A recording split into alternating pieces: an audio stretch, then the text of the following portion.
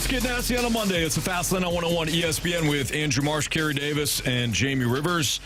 I'm Anthony Stalter. 2:02, your time check brought to you by Clarkson Jewelers, an officially licensed Rolex jeweler. Shout out to the Snake Pit. It's our YouTube channel. Hope everybody's well. I don't know if you're working today or not. Maybe you're home with the kids because the snow that we got. Hope everybody was able to stay safe over the weekend and watch all the action. So we have our Super Bowl matchup. It's going to be Seahawks. It's going to be Patriots. Let's Jamie's go, baby. First child's back in the good books.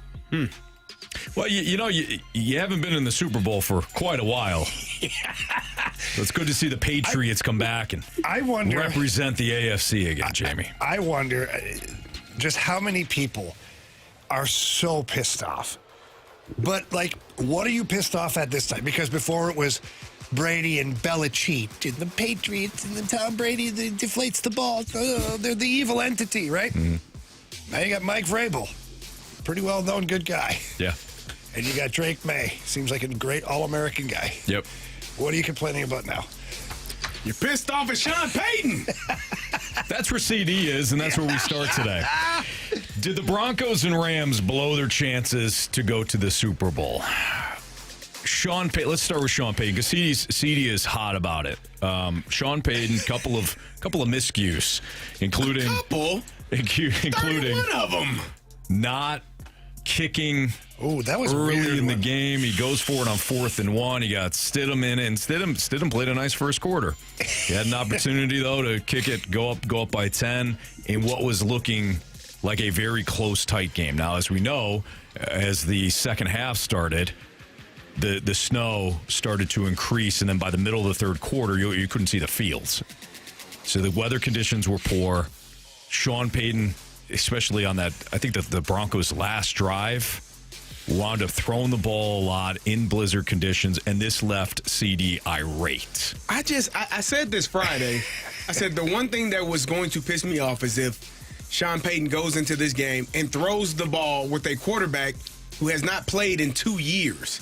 And he threw it 31 times in a snowstorm where you just said you couldn't even see the field. They did a time lapse from the first quarter to the middle of the third quarter, and you're like, oh, this is not even the same day, let alone the same game, hours apart. So you get to a point where 4th and 1, you're up 7-0. You're on inside the red zone. It's not a gimme, but at that point, I still think it is a gimme. You still have an opportunity to go up 10, and you go for it. But not only do you go for it, you roll out and you throw the ball to the flat where the running back is covered. There's a guy sitting there like, I know you're not throwing this. Oh, you are, idiot. And not Jared Stidham. You're not an idiot. You played your best game you could play. I think he did the best anybody could do, really, in those conditions. The Patriots, I texted you all this. I think Mike Vrabel, at some point, probably after halftime, beginning of the third quarter, looked across that sideline and said, You're going to do it, aren't you? You're going to keep throwing this damn ball? Okay. And you're going to give us a chance to win this game. The only points that you scored for the Patriots were essentially on a pick, scoop, and score, but they called it back, and you're in the red zone, in their territory, and you're able to punch it in. And then from that point on, you continue, Sean Payton, to throw the football over and over. And I get it. Your running game isn't doing anything. Understandable. But I said this on Friday. At some point, you have to play a field position game. And that's what the defensive-minded football coach, Mike Vrabel, did. We ain't going to run this ball very well. I mean, we're not going to run it or pass it. We'll run it 3 downs, kick it. Mm-hmm. We'll force them to make a mistake. And we'll play a field position game, and eventually we'll get close enough to maybe kick a go-ahead field goal. And that's essentially what the Patriots decided to do. We're not going to force the issue.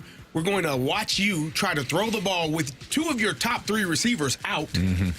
Pat Bryant got hurt in the first half with a hamstring. Again. Franklin didn't play. Yep. And Cortland Sutton had 17 yards receiving. And you threw the ball 31 times, Anthony. Mm-hmm. If I'm throwing the ball 31 times and I got 180 yards, Cortland Sutton got 120 of them. Yeah. Right. And he didn't play. And he didn't. I mean, the few opportunities he had outside of the touchdown, I mean, he was dropping passes again. Too. It was a tough watch, but it went exactly how I thought. And if you're a Denver Bronco fan, I would not be mad at that team. I would not be mad at the defense. I wouldn't be mad at Jarrett Stidham. I would be mad at the offensive mindset that we're going to pass the ball 31 times in a blizzard. Mm-hmm. Even though the first half wasn't, the second half definitely was. The Patriots weren't expecting it, Carey. Oh my God! But the one thing you had the success on the one deep pass, and that's almost like rat poison. It's the worst thing you could have done. But that was also in the first quarter. It was the worst thing you could have done was have that deep pass and have success because it triggers something. Oh, they can be beat. Yeah, I can do it. Okay. And then you got Jarrett Stidham rolling left and trying to throw across his body, fumble. They called it an incomplete pass or intentional ground, fortunately. Like, it was just bad, man. I think you put your quarterback and your team in a bad situation, in a bad position. I completely agree. We talked about this. We talked about Sean Payton. Nobody trusted him, and I mean nobody, us here. We talked about whether or not you trust Sean Payton to stick with the ground game. And to a man, we all said no. We thought that he was going to be the aggressive one. I said it on Friday. I thought he even said it in his own press conference. Yeah, we're going to... It's bravado. We don't care. I don't care who my quarterback is. Yeah. Nothing changes. We have all the faith in the world in him. I did think it was interesting. He came out running the ball. He ran the ball I think he ran the ball 3 straight times. 3 straight times, or maybe it was 2 straight times, and then had Stidham throw once. I'm like, oh, okay, maybe he's trying to establish the ground game. Either way, as soon as the Patriots got the field goal, which for me, there were 2 bad spots in both games yesterday, in my opinion. The one, I agree with Peyton. You could tell he was talking to the refs. He kept pointing up, meaning the sky. If you looked at the sky shot of the Drake May 4th down run, I don't think he got it. But because they called it a first down, you couldn't really see the ball. They were going to stick with it. At the end of the game? No, in the third quarter. Oh, okay. That led to the field goal. Right. So I thought that was kind of a rough spot. I didn't think he got it initially, regardless. But as soon as the Patriots got the field goal, I agree with you, CD. I think Mike Vrabel said, our opponent is now the clock, not these fools. and we're just going to run it. We're just going to. And the third quarter, after they kicked that field goal, went from like 11 minutes to 2 minutes in about a blink. Well, that's because of what they just ran the ball, ran the ball. And Exactly. I'm looking at these drives. Third quarter, the field goal, the Patriots go on a 16 play. They kicked the go-ahead field goal. That's the last scoring of the game. That was their last best drive. That was it. Well, they had one more where they missed the field goal. Yeah, that's true. So they go 16 plays. The Broncos go 3 plays, punt. Next drive, another missed field goal by the Patriots. Start of the fourth quarter, 3 plays for the Broncos, punt. Like, you got a 2-yard run, pass, punt. You're not even... You have to... And the Patriots like, all right, we're going to run the damn ball. And if we don't run it, it doesn't matter. We're going to run the clock. I don't care. I'm going to finish this drive with a punt and force you... The next Broncos series that they had, 6 plays, punt. Like, they were unable to sustain runs. They got a 9-yard run, 0-yard run, a 4-yard run, incompletion. Like, I don't know how many completions Jarrett Stidham had in the second half, but I knew he threw it too many times. I know that. Yeah, why would he do that? Like, I'm watching that game yesterday too, and it's to the point where like they can't even see down the field.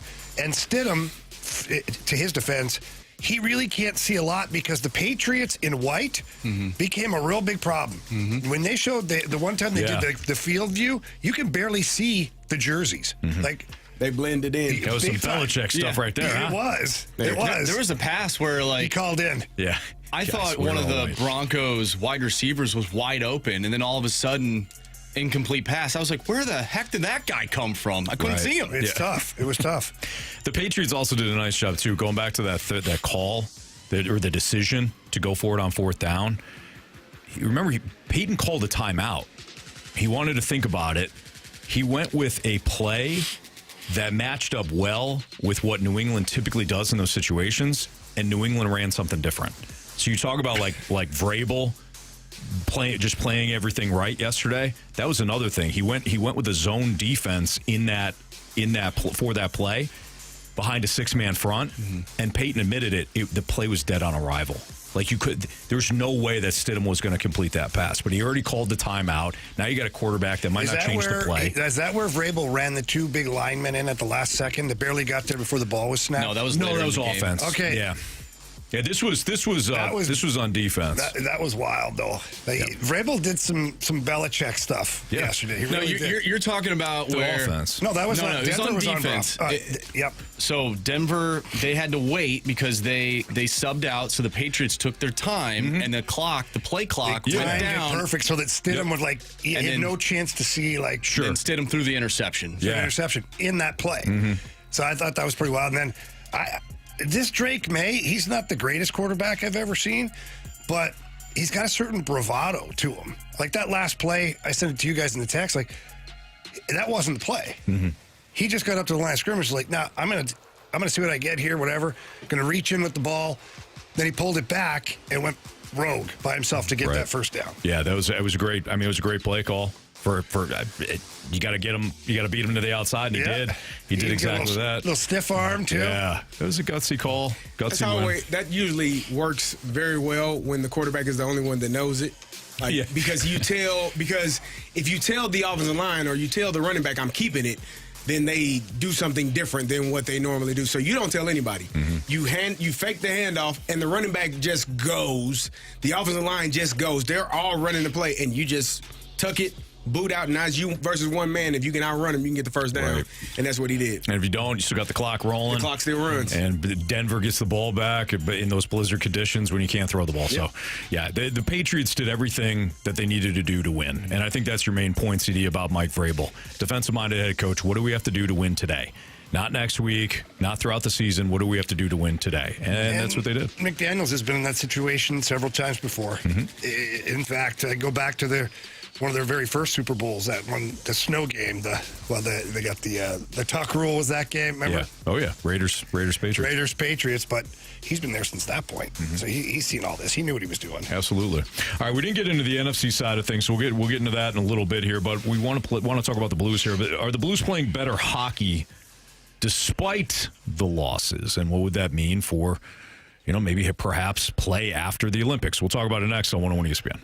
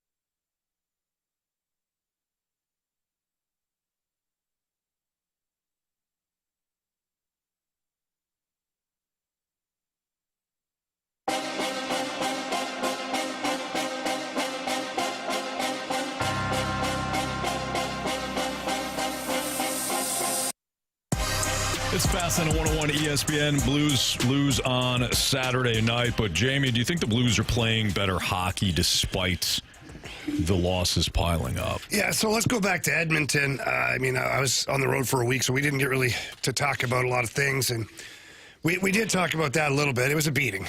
It was. You weren't as good as the Oilers. You were a slower team. You didn't have your A game. But we fast forward to the Winnipeg game. You lose again, and that I hate celebrating losses because it's just against everything in my nature to celebrate a loss. But you can still highlight positive trends. To me, that Winnipeg Jets game was the first game in I don't know how long where the Blues played a full 60 minutes. They were in the whole game. Right to the very end, they were in that game. Go on to Dallas. They're in that game too. Right to the very end, they stubbed their toe in the last minute of play where Robertson scores that one on Jordan Binnington. But again, that was a really good team effort. L.A., that was a great game. That was one of the best games I've seen the Blues play all season long. Maybe not tactically or strategically, but it was exciting. They were hitting, they were blocking shots, a couple of fights, there were goals being scored. Like, you felt like, okay, this is a team that can compete with some of these teams. And again, it was a 60-plus minute effort based on overtime and then the shootout as well. So I think that they're getting closer to 60-minute consistency as far as their work ethic and the way they're playing. Wins, and losses, like, I don't know. I don't know what the goal is anymore for this team moving forward for the rest of the season. Nothing's ever certain until it's absolutely certain, meaning that as far as a playoff spot is concerned. But right now, even if you squint, you have a hard time seeing the Blues jumping back into the playoff race. So if you're Jim Montgomery and staff, with so many young players and so many guys that you have under contract, you want to establish the brand of hockey that this team needs to play and do it consistently. And the last 3 games, I've enjoyed that. I've enjoyed it a lot as well. I didn't mean to cut you off. No, you're good. I've enjoyed watching Jordan Carey. I forgot he was that fast. Oh, yeah. I hadn't seen that level of speed from him. I don't know. Yeah, it's been a while. So I have enjoyed watching this team play. I texted it to the group. I texted to the group on Saturday saying how much they look like a good team. I did also mention it's kind of odd that they're playing so well without one of their best players. It's kind of crazy. I mean, Pius Suter is good. Not him. Scored a lot of goals at the top of the blue paint. I think Pius is a great man. I was talking about the other center. Oh. The first line center. And initials are T. It's kind of crazy that they've been playing Rick so well. Tamarachi? I don't even know. Is that a real person? It is. Rick Tocchet is who I'm talking about. I take him right now. Yeah, Robert Thomas. Yeah. It's interesting that and I don't know that the two things are correlated, but for some reason they seem to they seem to be having fun. And I think that carries some weight as well. Like when Jamie, when you go to the office, when you go to work, you go to the rink, you go to the field, and you getting beat and it's boring as hell and you're not having fun. Like they look like they are having fun together playing, and I don't know that it's simply, Robert Thomas not being in, but I hope he can come back and add to that. I hope he does not take away from that. But this team, even though they've lost 4 straight, the last 3 games have been probably the best hockey that I've seen so far this year. And that sounds maddening for you to lose 4 straight games and to say that this is the best stretch that they've played all season long, and you've lost 4 of those games. We're going to take the Oilers game out. The last 3 games have been competitive, guys fighting for one another, fighting figuratively and literally, and actually competing for 60 minutes. And that, to me, is a trending in the right direction type of situation. Yeah, I mean, I agree. As far as the Robert Thomas thing, like, I don't know. I'm around this team a lot, but I'm not in the locker room as far as, how things go on in there. I do know that anytime you can add your best player back to the lineup, that usually helps. Yeah, and maybe Robert Thomas needed a little reset, too, here. Because life can be frustrating when you're a professional athlete. It can be. When you're not playing well, the team's not playing well, you're hearing your name in trade rumors. We just think that some of these athletes overall are just machines. You tune it out, just go do your job. And I know that's what's expected, and I know that these guys get paid a tremendous amount of money to do so. But it doesn't mean your job isn't stressful sometimes. Jeff Bezos, Elon Musk. Pick your favorite billionaire. Well, they still have stresses. They still have things that happen, and their names are being dragged through the mud all the time. These other pseudo-celebrities, we'll call them. So it can be tough. I hope Robert Thomas comes back looking like the Robert Thomas we got after Four Nations last year. We had a little bit of a breather. Call it a reset. They love that word these days. And then he's putting his best foot forward for the rest of the season. Yeah, I think what we're watching is positive. I think that there are some things throughout all of these games that they've lost where it's like one little minor mistake ends up leading to the Blues losing the game. You know, I think of the penalty taken, and all of a sudden the Jets score 2 power play goals, and for whatever reason, you can't recover from that. You know, against Dallas, tight game, and there's an icing called. You know, maybe that doesn't need to happen, and then you ice the puck again, and then they score late in the game. And then, you know, Saturday, you know, Dalibor Dvorsky has he has a breakaway in overtime, and he can't score. But then you watch him score in the shootout, and you're like, oh, man, it's just like little things throughout the game, at least in this stretch, are causing the Blues to ultimately lose these games. And that's what it is, though, right? It's always one little thing throughout the game. You don't know when it's going to rear its ugly head. That's why Monty always talks about habits and details. Exactly. Because they matter throughout the entire process of the 60-minute game. And they're finding ways to lose right now, which sucks. But you're hoping that playing this brand of hockey, they'll start to find a way to win these games, too. Do we want them to win? Do we want them to have an organic tank? Andrew. I'm just asking the question. Why would you want anybody to lose? I'm not suggesting that this they guy should used to be lose. a Blues fan. I am a Blues fan. Do I want them to have an organic tank? I don't know. Maybe some people do at this point. Explain what an organic tank is. Well, it means, you know, we think of tank. That's weird. It just means having your roster how it is and still losing games. Oh. So you want Monty to start coaching to lose? No, not at all. I think the team's coaching to win right now, and they're still losing. I know what you mean. That's the organic tank. I know what you mean.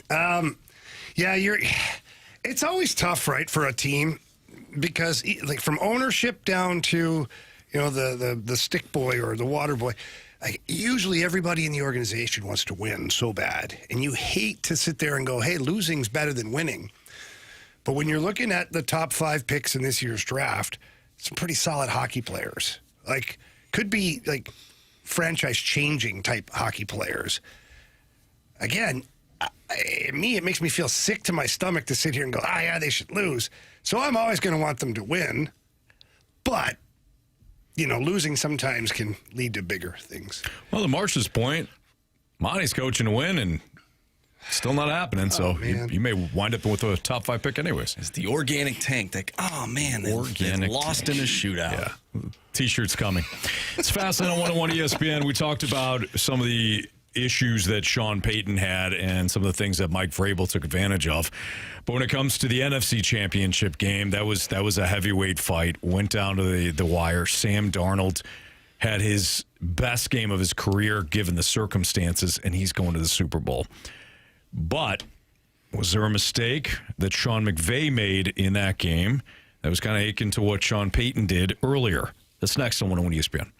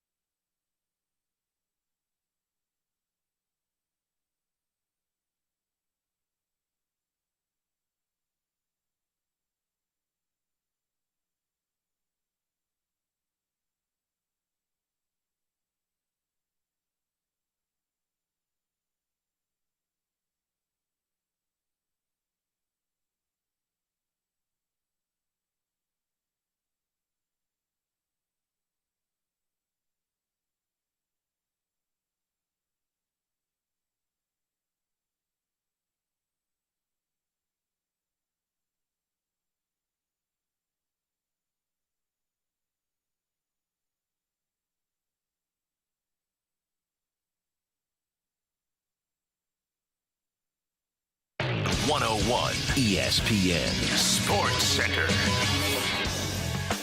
I'm Andrew Marsh. It's time for a Sports Center update brought to you by Saliga Heating and Cooling. The Super Bowl is set. The Seattle Seahawks will take on the New England Patriots. We'll be breaking down the NFC and AFC championship games all day long right here in the Fast Lane. Some news for your St. Louis Blues.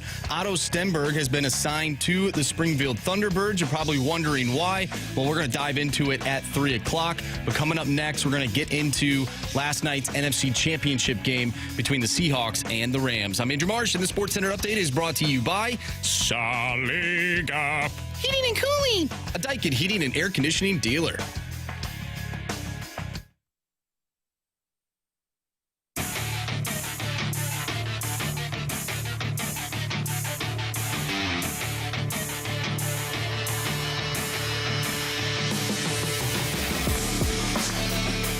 Let's start with a couple caveats here because I don't want the message to be lost.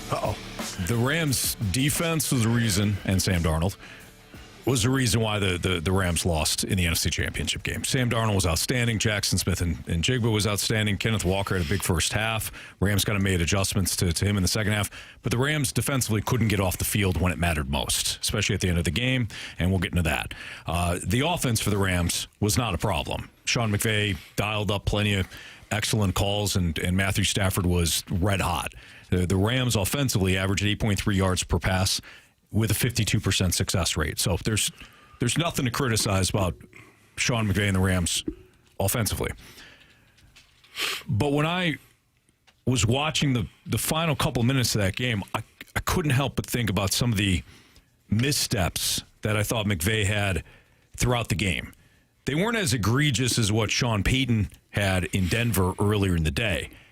But one, I thought it was strange that McVay didn't try to cut Seattle's lead down to 7 when Devontae Adams had the touchdown. He left it at 11 or whatever it was, so maybe it wasn't 7. He could have had a 2-point at some point. Yeah, a couple of times to make it a field goal. It would have been 3. It would have been 3 points, and if they missed, it would have been a 5-point. But it stayed 4 points. Yeah, I'm like, what the hell are you doing? So there's a couple of times. Twice. It was 2 times where he could have gone for 2 to cut the lead to 3. Yeah. So I thought that was a misstep in managing the game. The biggest one though was not challenging the Cooper Kupp play. That, in my opinion, ultimately decided the game. He fired off the timeout real quick, and then you can see as he was talking to the ref, maybe he thought they were going to review it anyways, or he was going to get an assist on that play. Whatever it was, it didn't happen, and he was faced with the decision of, do I challenge it anyways and risk losing my last timeout, which he decided not to do, or don't call the timeout, throw the challenge flag, it's close enough.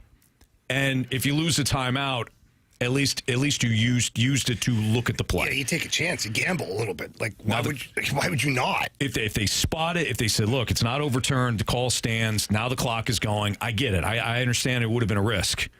But at that point, you have got to throw the challenge flag. And for him to fire off the timeout right away, it was going to be a first down. Take a second and decide whether or not you wanted to challenge it. And I didn't think that Cooper Kupp got it.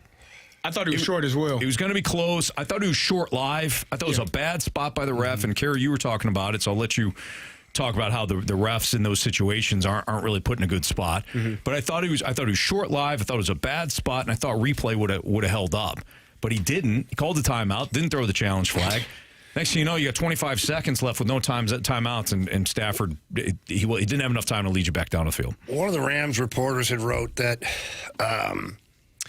McVay said that the referee, when he was talking to the ref, told him that I wouldn't challenge this if I were you. I wouldn't challenge this. How would he know? You already called the timeout, though. So if you were going to call the timeout, you might as well have challenged it. I totally agree with that. It was a couple of minutes. It was, 3 minutes left at that time? Or that's actually less than that? True. But even then, I wouldn't listen to the But what I'm saying is ref. You called the timeout, and he's telling you after you called the time. If you were going to call the timeout, you should have just thrown the challenge flag. Yeah. Either way, it's going to cost you a timeout. It's going to stop the game. And at least you still get the review to figure out whether or not I actually, whether or not he was actually short. And the thing I was telling you in the office, Anthony, is the referees are generally, they're behind the play.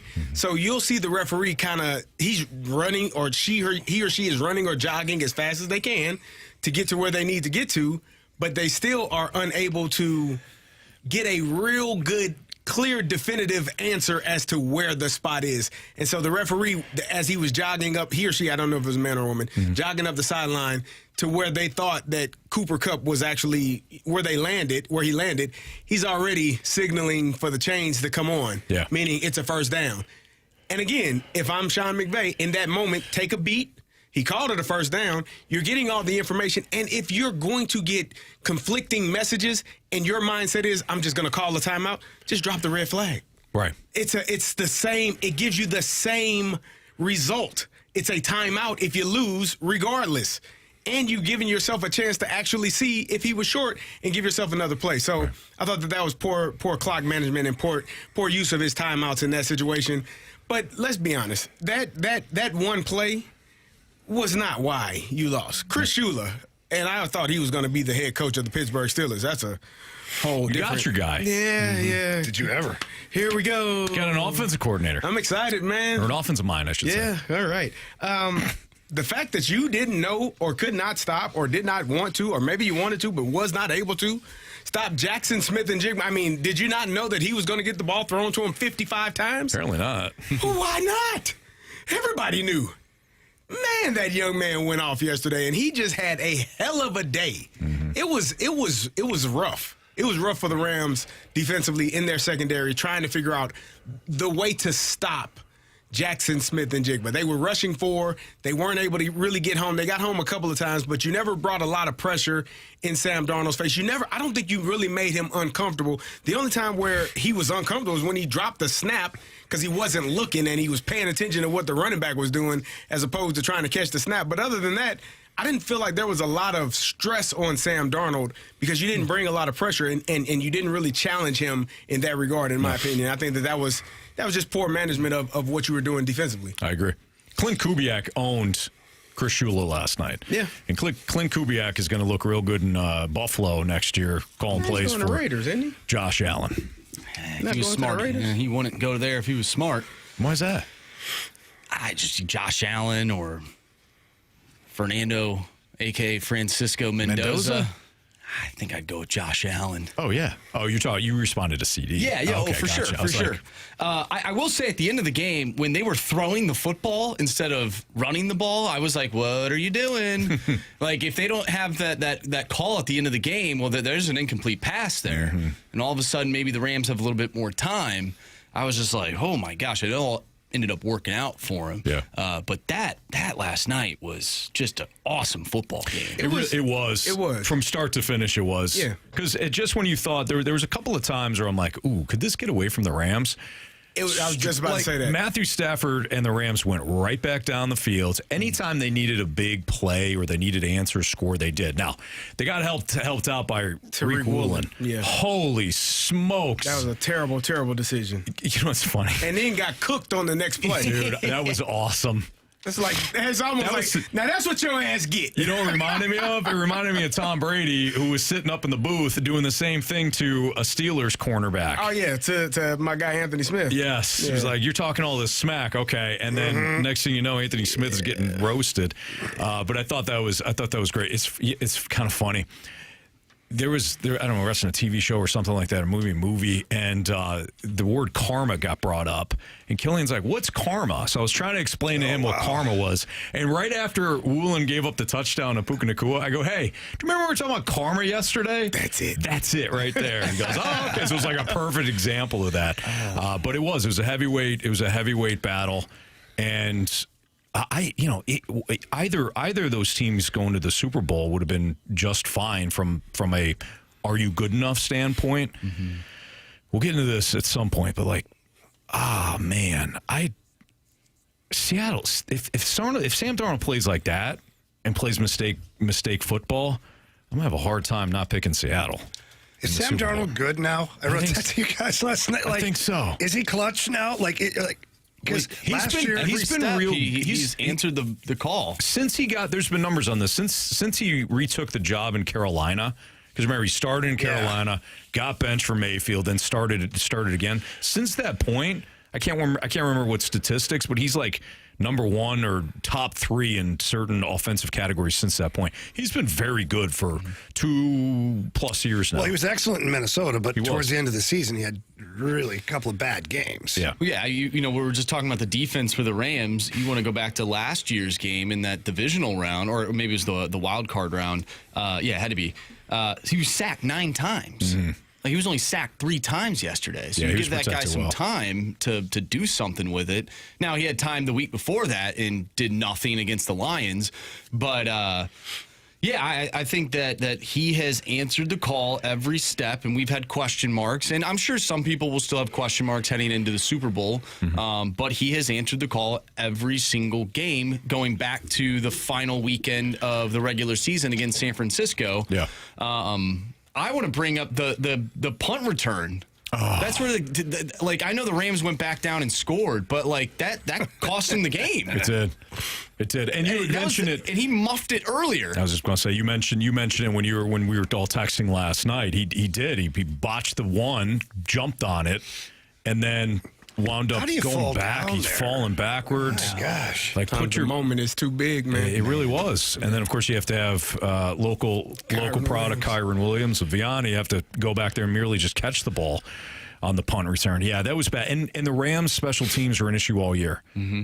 In Philly, they had the potential game-winning field goal blocked. Mm-hmm. They had another field goal or punt blocked at some point. I can't remember if it was against Tennessee or something. But issues in special teams it kept popping up. It was a matter of when, not if, and it cost them dearly last night with the Xavier Smith botched fumble. Yeah, I mean, you could look at both of these games, even go back to the Super Bowl last year. Our question marks around the Chiefs were they're like 1-score games. You know, their offensive line, could they hold up? Mm-hmm. Ultimately, they couldn't. You look at these 2 games, you just mentioned the special teams, which has been an issue for the Rams all year. Well, it reared its ugly head. Mm-hmm. So did the lack of running the football at key points throughout a football game for Sean Payton. Yeah. It reared its ugly head, and that's why those 2 teams lost. Yeah, it's almost like you can outrun your issues for a while, but at some point they're going to cost you, and it certainly do with the Rams. Now, Matthew in the Snake Pit just pointed out that he being Xavier Smith muffed one in the Carolina game too. So, I mean, holy smokes,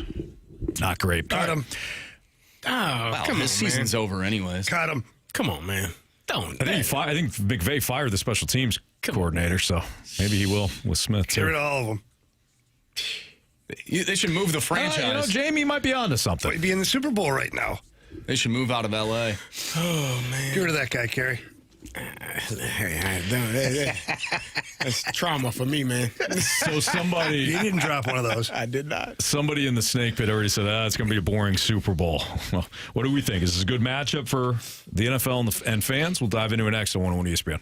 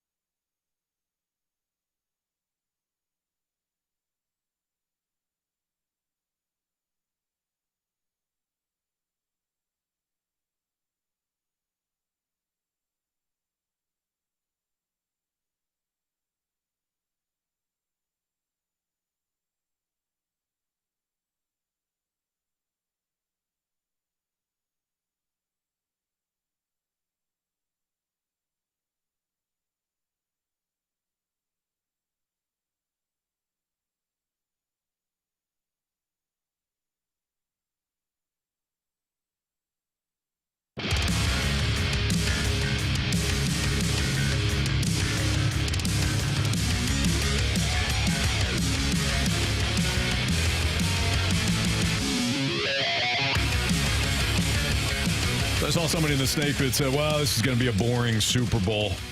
So how do we feel about the matchup? For me, is when the Patriots won, because I really didn't feel like watching Jarrett Stidham again. As soon as the Patriots won. Damn. What? You didn't want to watch him play anymore? Not really. That man got family. I was being honest, Jamie. Might have kids. Loved ones. They got to see him play yesterday. They wanted to see him play again. Well, maybe we'll play next Why are year. you mad at him? I'm not mad at him. Well, you kind of are. You're like, I want to see him play again. Yeah. The weather would have been better in Santa Clara than it was in Denver. Honestly, yesterday. it's a good thing that the weather got bad because I think the Broncos win that game if it doesn't start snowing. Jarrett Stidham might looked not like be a wrong. friggin' Pro Bowler the first drive down the field. How I was about like, that dime boy. he threw to Marvin Mims, Yeah. huh? Unfortunately, he peaked in the first quarter, and that was about it. I'll just say what everybody else is thinking. We didn't want to watch Jarrett Stidham again. So as soon as the Patriots won, I'm like, you know what? Rams, Seahawks, from a matchup standpoint, either will do. We get the Seahawks. Cool. Yeah. I think the matchup's going to be just fine. I like the really do. storylines on this one. I do. I'm pulling a Marshy here. I like the Sam Darnold, that whole story. Being a top draft pick, punted away by the Jets. I'm seeing ghosts too. I'm seeing Super Bowl confetti, baby. Yeah, maybe, right? And then the flip side of it, I want to see the Patriots be a championship team without Bill Belichick and Tom Brady. Because nobody thought that was going to happen anytime soon. Robert Kraft did, though. He really didn't. Huh? But he'll probably tell you he did. He knew. Yeah. He knew. He made a deal a long time ago. I know it. I just can't prove it. But what were they last year? 4-13, and then this year 13-4. Like, where the hell did that come from? Right. So to me, that's the storyline too: is the Patriots 2.0 winning a Super Bowl, or Sam Darnold, the comeback kid. So for me, I'm interested. Plus, you got players on both sides that are like Jackson Smith and Jigba. I mean, is sensational. Kenneth Walker looked real good last night. He has played very well over the last He's an couple of angry weeks. He runs runner. hard. He I does, like the way he yeah. runs. He's fun to watch. You know, Cooper Kupp has been there before, and he gives kind of that steady presence. And then the Seattle defense, clearly, they don't give a fast lane. They're going to make a play and then go to your sidelines and tell you to probably make a don't play. do that. Maybe stay away from that. And then on the other side with the Patriots, I like Drake May. I like watching him play. I like that he can get out of the backfield. I don't know why they're not using Travion Henderson more, especially when Ramondre Stevenson's running for 2.1 a carry. But That's a solid 2.1. you know, He does a great job at running into his teammates' back. he does. Yeah. Instead of finding the hole. You're not You're supposed an to do that. offensive lineman, okay? You're not supposed to do that. I have to ask a question. I'm dug in. I got this big man that I'm trying to block and push up the field or in a direction for my running back. And I feel your helmet hit me between the shoulder blades all friggin' game long. How are we feeling about that? At one point, do you turn and be like, dude, I'm wearing happens. the same uniform? Like, it happens, but I mean, like Marshy said. So here's the thing: when you generally, if you're running into the back of your lineman, it's because you see what we say. You see color, and by that you mean you see a different color other than your own. That person's trying to hit you. This person ain't. So I'm going to hit you so that I don't get hit by them, because they add up over a game. So if I continue to see a different color that's not my teammate, I'm going to avoid that. And So generally, you don't want to get hit, so you'll hit your teammate instead. it happens that way at times. That's why you often see receivers not blocking out on the edge, because those guys are like, yeah, nope, you're not going to hit me in the back. Go the other way. And you're like, it was color there. I had to go where there wasn't color. And then they get pissed off. So they don't tend to hold on to their blocks very long. Some of them do, most of them don't. So that's why. Okay. Yeah. I mean, I did have a teammate that our coach called Magneto, because he's like, you must have magnets in your pads because you keep running to the back of the offensive lineman. I don't know why you continue to do that, son. It's not what you should be doing. Sometimes it's overblown. You know, you want to avoid. Like, it happens, I get it. But when you're running up the back of my calves and your helmet's hit me the whole friggin' game. But then here's the other. I mean, now when we get in those piles, the offensive linemen that aren't blocking come running their tails in there and trying to push the pile forward. You think they don't care who they're hitting? Trust me, they are smoking their own running backs at times. Last night I'm watching this. It was a Seahawks game, and they get stuffed, and it's like the pile's not really moving, and the running back ends up turned around like pushing, and his own guy came in, blew him up, pushed him another 3 yards, but it was like face mask to face, then landed on him. Yeah. You're welcome. I was like, okay. Mm-hmm. Yeah. What do you guys think from kind of an X's and O's standpoint? Because I know you got Mike Vrabel on one side, and he's just a steady coach, but you have Josh McDaniels going up against Mike McDonald. I think that's a fascinating matchup. And then you got Clint Kubiak going up against the Patriots brass, led by, again, a defensive guy in Mike Vrabel. I think this coaching matchup to me is a push. Yeah. I really do. I think you're right. I think the head coaching matchup is, I think the Seahawks are going to have an advantage. I think they have more explosive players on their defense than the Patriots do on their offense. Like, the home run hitter for that offense is Travion Henderson, and he carried the ball, I think, 3 times yesterday. Mm-hmm. I don't know why. I don't understand. I know Ramondre Stevenson is really good in pass pro. Yeah. But if you want a home run, the ball 42 times, give me the guy that when he breaks through the line has home run ability, and Travion Henderson has that. And I think he's their best offensive player, in my opinion. I think Seattle has more on the defensive side than New England does. And I think Jackson Smith-Njigba is a game changer for the Seahawks offense. As long as Sam Darnold is staying clean and able to find him and find an outlet to Kenneth Walker or Barner from here on, every now and then, I think the Seahawks have a better team, and they should lead to their advantage in that game. The Seahawks have like a collection of just a collection of great. How do I say this? They have a bunch of pieces. They have a bunch of pieces that form a complete offense. So Jackson Smith-Njigba, fine. I mean, if you're going to play zone against him, good luck. They've got the speed element in Rashid Shaheed, and you saw the big play last night with him. Mm-hmm. They got a really good tight end in A.J. Barner, who's a size, speed matchup threat. Cooper Kupp can find the soft areas if you got all this attention going to Jackson Smith-Njigba. And nobody thinks that Jake Bobo is ever going to get out open ever whenever he's on the field. I've seen it a couple of times now. We're like, don't cover him. They don't throw him the ball. Big first down last week, and then last night he had the touchdown. Probably because he's white. They're like, we don't trust you. They're not throwing to Bobo. Mm-hmm. And then they do, Jamie, and all of a sudden it's a surprising touchdown. I think this is going to be a good matchup. I know we don't have the usual suspects as like the last 5 years. Obviously, this is a Super Bowl rematch, one that everybody remembers because of what happened at the goal line. Why? What happened at the goal line, Marshy? They threw the ball. Oh, yeah. Because of Ricardo Lockett. Ricardo Lockett. They gave they made a career for Malcolm Butler. He really did. Oh, kind of did. Because he was like a nothing. Yeah. He was an add-on depth. And then they went to the Super Bowl again, and Belichick benched him. Yeah. Still don't know why. Nobody knows why. Somebody's got the story. I heard the story. No. Tell us. I can't. Tell us off here. I will. Okay. I think I heard the same story. I think this is going to be a closer game than what people think. I think we're looking, for those that think, the Seahawks are going to blow out the Patriots. I could see it. I mean, yes, I could see it, but I'm also wondering if it's because what we witnessed last night. You're like, oh my gosh, they put up all those points, and then, of course the other game was really low scoring. I think the Patriots defense is playing really good football right now, and I think the Patriots defense is the best defense that Seattle has seen in quite some time. That's fair. So I think this will be a closer game. The question is can Drake May find that level that he was playing at in the regular season, because he has been so in the playoffs, and you could say, okay, well, that is due to weather conditions. Maybe it's due to the defense he's been playing.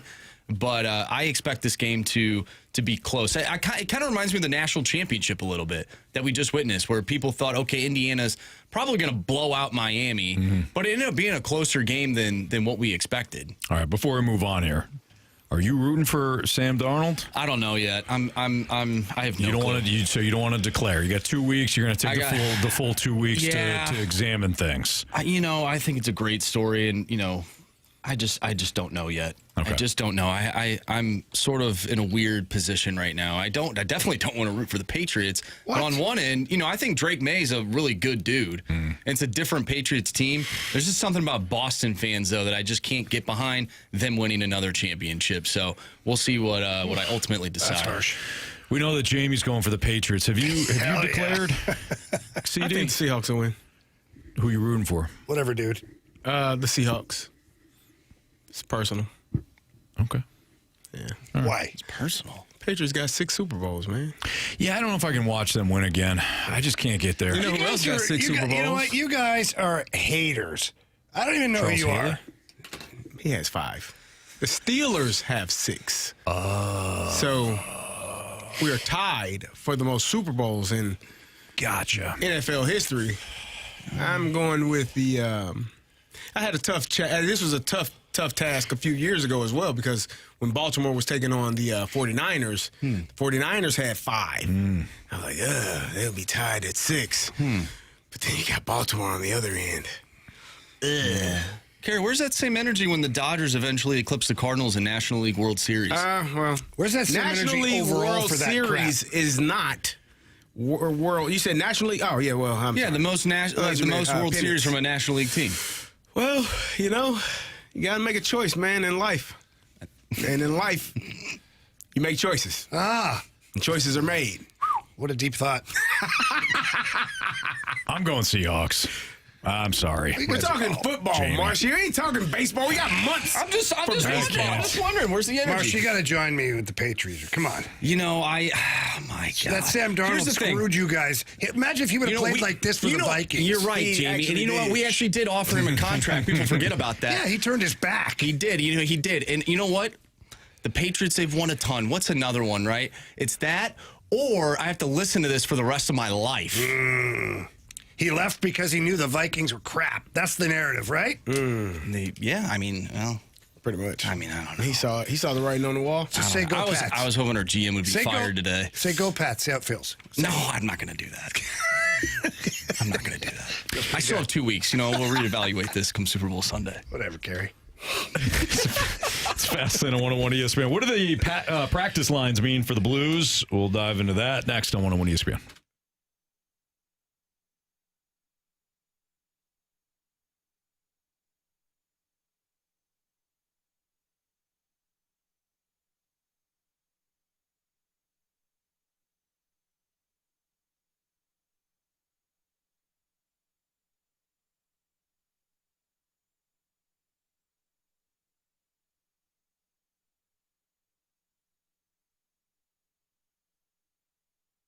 Man, the weather is bad outside, and it's really bad if you're driving around with bad tires on. Seeing cars all over the place. I don't like to see that. I like everybody to be safe out there. So please go see my friends over at Pure Performance. They've got tires for every vehicle that is on the road. It doesn't have to be just those big, oversized tires. They look cool, but they're not for everybody's vehicle. Get over to Pure Performance. Go inside. Ask for Shelby. Tell her that Jamie Rivers sent you in, and tell us, hey, look, can I just have somebody look at my tires, make sure that they're safe for this kind of weather? They'll go out there, they'll check the tread, they'll look at some things, and they'll either tell you, hey, thumbs up, you're good to go, or, I'd get them changed. And they offer great prices on all their tires as well. Again, everyone wants you guys to be safe, so please do that. While you're there, you can look at all the amazing accessories, because just like they've got tires for every vehicle on the road, they have accessories for every vehicle on the road. And you can improve the look of your vehicle instantly by choosing something that Pure Performance has to offer in their showroom. So again, stop by, check out the facility. You will love it. Or you can check them out online at pureperformance.com. That's pure, P-U-R, performance.com.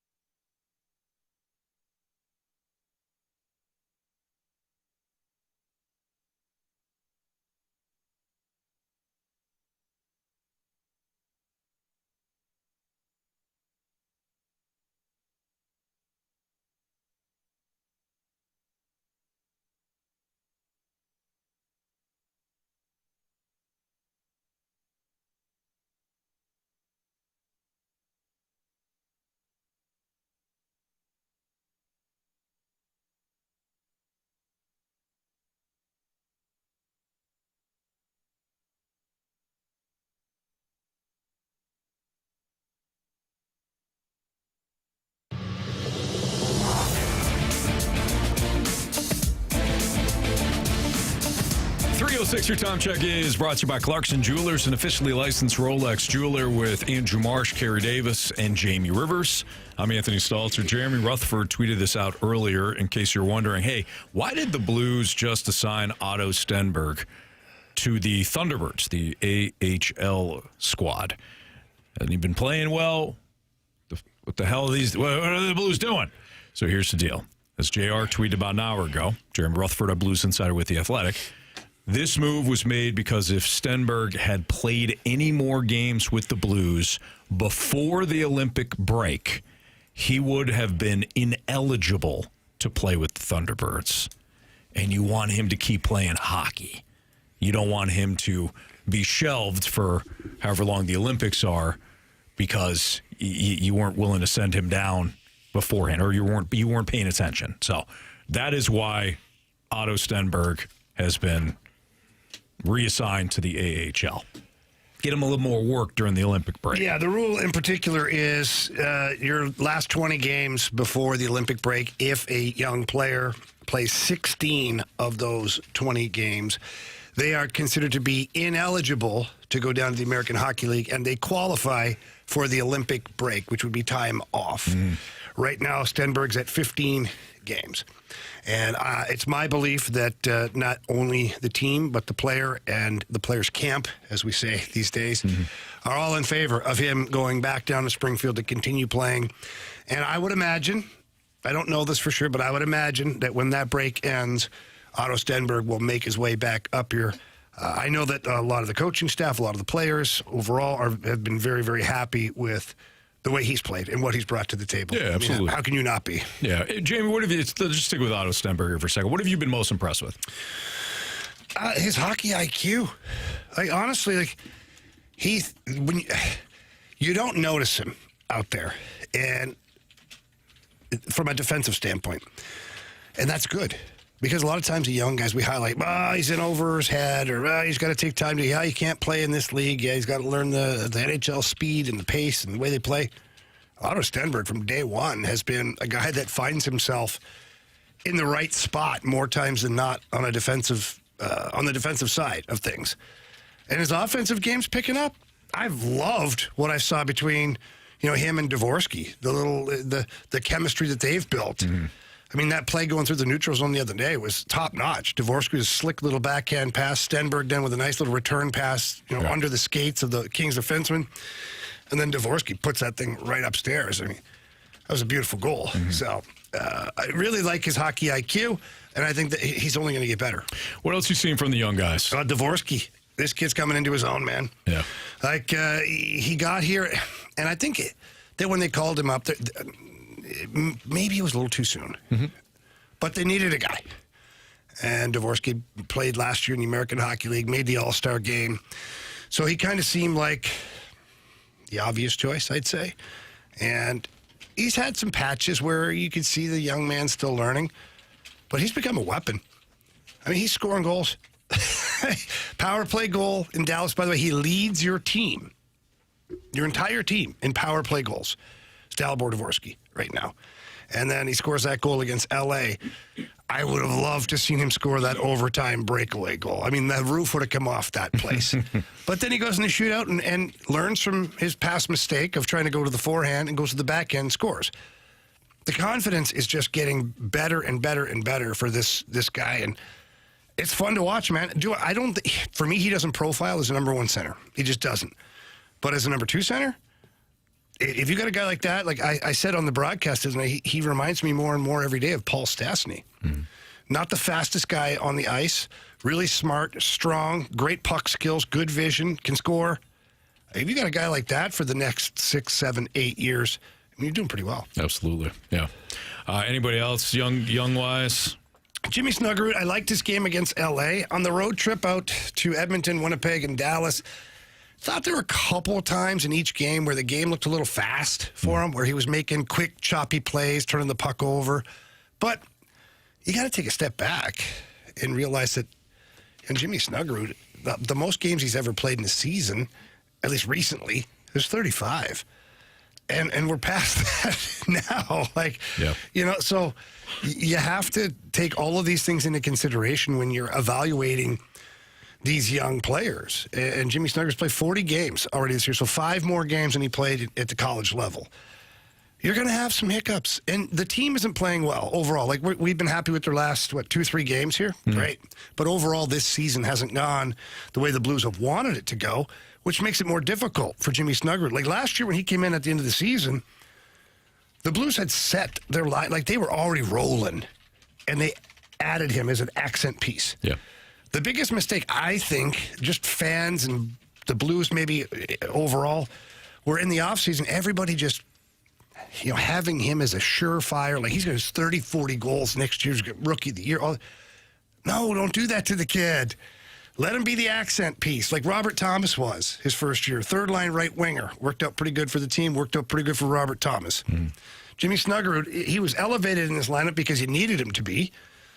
But let's not put all that pressure. Let's let him kind of figure things out a little bit. But I think, the game will come back around for him. He's got a great shot. Like to see him use it even more. It's Fastlane on 101 ESPN. If you got a question, you can send it to the Air Comfort Service text line at 314-399-9646 because we're going to do part 1 of the Sports Six Pack next.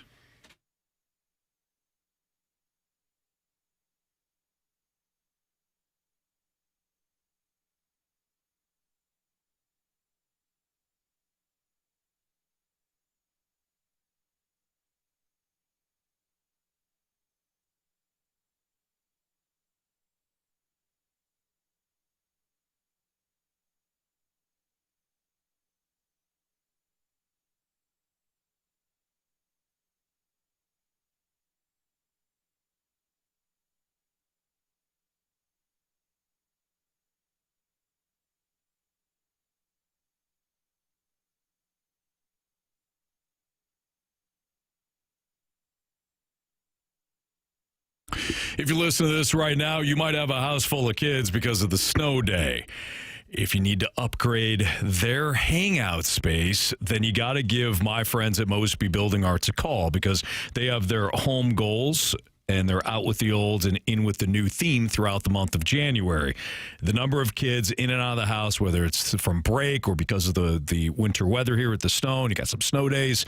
If you need to upgrade their hangout space, whether it is their room or maybe a basement, maybe it made you realize that that life can be a little bit sweeter with they have their own area. Again, give my friends at Mosby Building Arts a call at 314-909-1800. They'll send somebody out for a free brainstorming session. This is what they did when we had some of our own home remodels done with Mosby. But if you've noticed how things have changed, especially recently when it comes to the holidays, and maybe you want to upgrade your space, maybe it's not anything to do with the kids. Maybe it's the kitchen, or maybe it's a guest bathroom, right? You realize that other people are kind of viewing your home through their own eyes, and you say to yourself, okay, well, we could definitely use an upgrade here. Give Mosby a ring. You can also check them out at callmosby.com for your own inspiration. But if the holidays have given you kind of a reality check, go with the 2026 home refresh with my friends at Mosby Building Arts, the right remodeling company.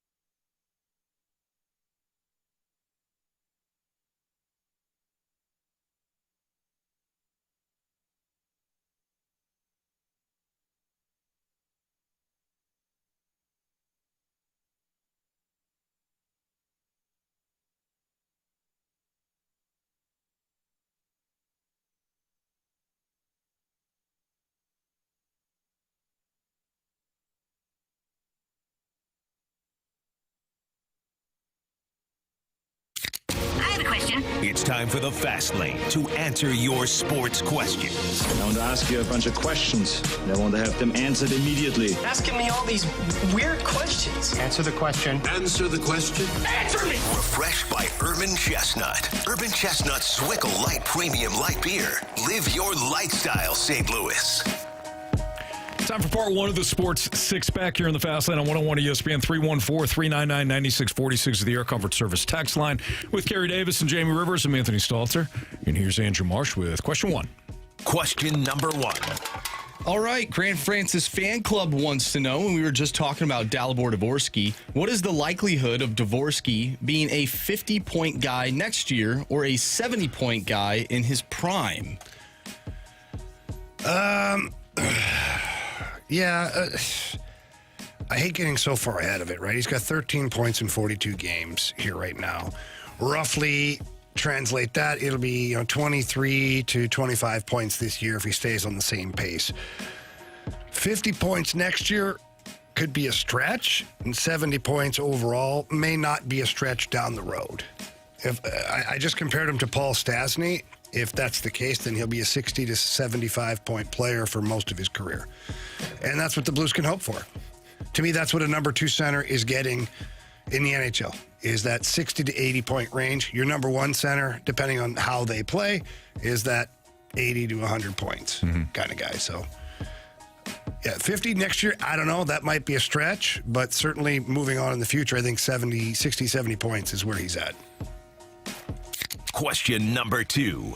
From the 801, are the Steelers accepting a rebuild with hiring McCarthy? No, not a rebuild. Got to get some things going offensively. I think that was the main reason for hiring Mike McCarthy. As I said earlier, his offenses often do really well. You got some defensive players that are, gold jacket wearers in their future. And so I think offensively, I would be lying if I told you I knew what the quarterback situation was going to be. I don't. Going to be your boy again. I don't know. I don't know if Aaron Rodgers comes back. I don't know if they decide to give Will Howard an opportunity, and that's how you drafted him a couple of years ago, this year.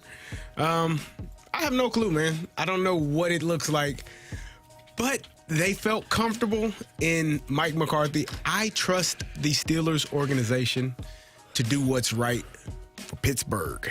And, I think they'll be okay. Might be the best offense in the league next year.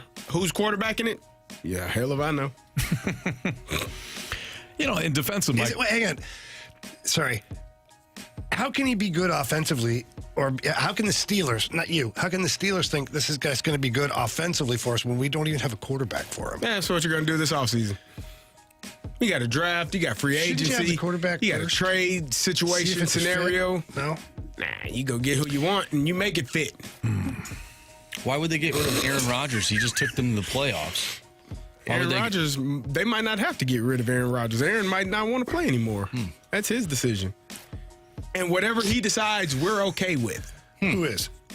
Us. Steeler Nation. Steeler Nation. What do you mean? Who? Well, they had such a tight relationship toward the end there in Green Bay. Well, things. Yeah, that was. They did go to a Super Bowl, And win it. and won.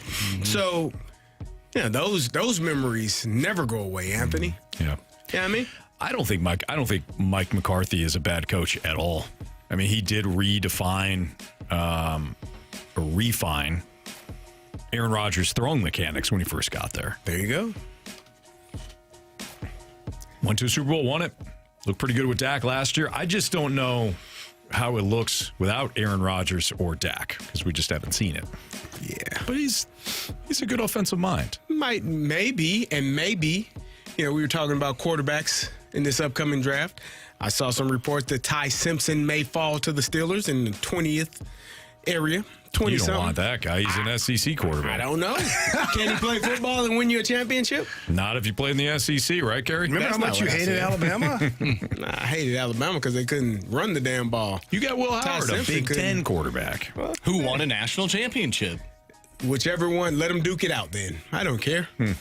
Somebody, anybody, What about Mac Jones? Guess go get him. Nah, I'm cool. I think Mac did a great job this year. I think the Filling in for, 49ers are going to be able to get something for him. Yeah. Somebody's Or going to maybe want Mac Jones. Maybe they keep him. Yeah, the Raiders probably need a quarterback. No, they don't. Got You gotta have a Mendoza. veteran. Mendoza. Get you a vet and you You get got a Geno rookie. Smith. Yeah, that guy's there. Turnover king. They're about ready to move on from old Geno, I'm sure. Didn't he sign a 3-year contract last year with them? I don't think it matters. Okay. Yeah. Question number 3. 636 wants to know, in your opinion, what is the most overrated sporting event? Oh. Overrated sporting event. So this is a tough one to answer because is it like watching it? In your opinion. But hang on, in my opinion, is it like watching it or is it like being at the sporting event? Because you can watch the Daytona 500 and be bored. But if you're there, it's unbelievable. Some people, the Kentucky Derby just doesn't do it for them. Watching it on TV, it is what it's a horse race. But if you're there, The energy is different. it's a whole different world. Yeah. You know? Well, Carey, you went to the NBA All-Star game. Man, that was awful. That was awful, man. I could have warned you. I mean, my son enjoyed it. I mean, it was a moment for him. It wasn't for me. But when I tell you, I was watching those guys, I was like, this is terrible. Where's the real basketball? Where the hoopers at? 'Cause I don't know who the hell these guys are. It was just, I got more. You would see more excitement and more effort at like the local gym, the local YMCA or the local, when they used to have the Gold's Gym, guys used to be in there playing Community basketball. center. Man, Yeah. they get after it in there. I don't know what the hell these guys are doing. It was a light jog up and down the court. I'm like, this is boring as hell. End it, please. Carey finally gets it. Yeah. Nah, that's just the All-Star. Nah, it's mostly the regular season. Some people think the love border basketball. war. You picked basketball this week. Some people think the border war is overrated. That if you win, it doesn't really matter because Yeah, what did you it's actually not win? a playoff game. Are we still celebrating? Probably. Yeah, go get rings made. You Order piss some this. people off. What about the NBA Cup? Funny, Jamie didn't hear from those people. Yeah, where were all those people at the end of the season? Yeah. Showing me how wrong I was. Yeah. That was weird. What about the NBA Cup? Yeah, that thing's stupid. Oh, that thing is totally That's- tough. That's That got to be brings the excitement. answer. Gotta be rated to be overrated, though. Yeah, is it even rated? Brings Yeah. excitement. I was gonna say, I don't know, man. I have a hard time watching golf on TV. Sometimes I like playing golf. Sometimes because the tournament is so great, sometimes the NCAA basketball national championship can be overrated You hush your mouth. because the They play that tournament damn song at the end, Anthony, in tears. tournament's great, but One shining moment. you don't get the matchup. As soon as the game is over. You kidding me? I'm Come just on, man. saying, Nah. just throwing it out there, man. This is the NBA All-Star game. And then the Pro Bowl. What yeah. used to be the Pro Bowl. Again, it's got to be rated. Nobody's even watching that now. Yeah, They just named Shadur Sanders a Pro Bowl. that's alternate. unbelievable, by the It's way. amazing, man. Drake May is. You were obviously playing the Super you were Bowl. the next phone call. I was. Yeah, I had my phone on. I'm like, I better turn my ringer on. They saw what I did at the Isaac Bruce Foundational Flag Football Tournament about 7 years Okay, ago. actually, hang on a second. Speaking of flag football, Anthony, I crossed paths with a friend of ours. Oh, you did. I saw the photos. Yeah. I crossed paths with a friend of ours who coaches with Anthony. Yeah. Really? Oh, yeah. My defensive coordinator, Mark Mountford, and his son Max, who has Yeah. attended a couple of Synergy Hockey. Yes, they were great. They came up to the booth, got a picture at the desk and whatnot. It was awesome. He shot me the photo, and I was like, "Oh, no way!" I'm like, "Did you tell him, who you were?" And And stuff. Anthony sent you. Tell him Stalter sent you. And he said you couldn't have been cooler to Max. Like Max was intimidated to meet you, and you couldn't have been, more gracious with your time and stuff. I said that doesn't surprise me at all. No, they were great. But getting back to the conversation at hand here, Marky Mark was talking about like Anthony's playbook and the meetings. Meetings. He's like, we're amped up. I mean, come on. Yeah, He's in too. You ready to roll? Oh, yeah. Are y'all meeting in the offseason too? Said you guys were signing Not free yet. agents and stuff. Yeah, oh yeah. NIL deals. He is sick. Mark's my NIL deal guy. I just get it done. Don't tell me. Don't tell me about it. It's amazing. Every kid that arrives for the flag football games, they all have an Auto Centers Nissan car. Their parents just got remodeled by Mosby. Yeah. How do you like the new bathroom, Tim? Good. That's really funny. Yeah, Mark is a psychopath, and I love it. I love it. Yeah. We're probably overdue for one of our meetings. Break down the film. Break down some film. In person or just a video conference? Both. Sometimes you can't meet, but you have to meet. You know what I mean? You can't always meet live, so you got to get on the video conference. Did you make them stay at the facility for a long time? That's their choice. That's their choice. I say, hey, if you want to go home, here, you're here. You want to win a championship or not? Signetti. No, more. Yeah, no, they're sleeping at the facility. Yeah. That's awesome. Got to win a championship, right? Oh, yeah. I mean, heaven forbid these kids have fun. The fun is in the winning. It is, Anthony. Sure is. Yeah. All right. Part 2 of the Sports Six Pack is next. It's really funny. I forgot about that. He sent some great photos. 314-399-9646 is the Air Comfort Service text line. Part 2 is next.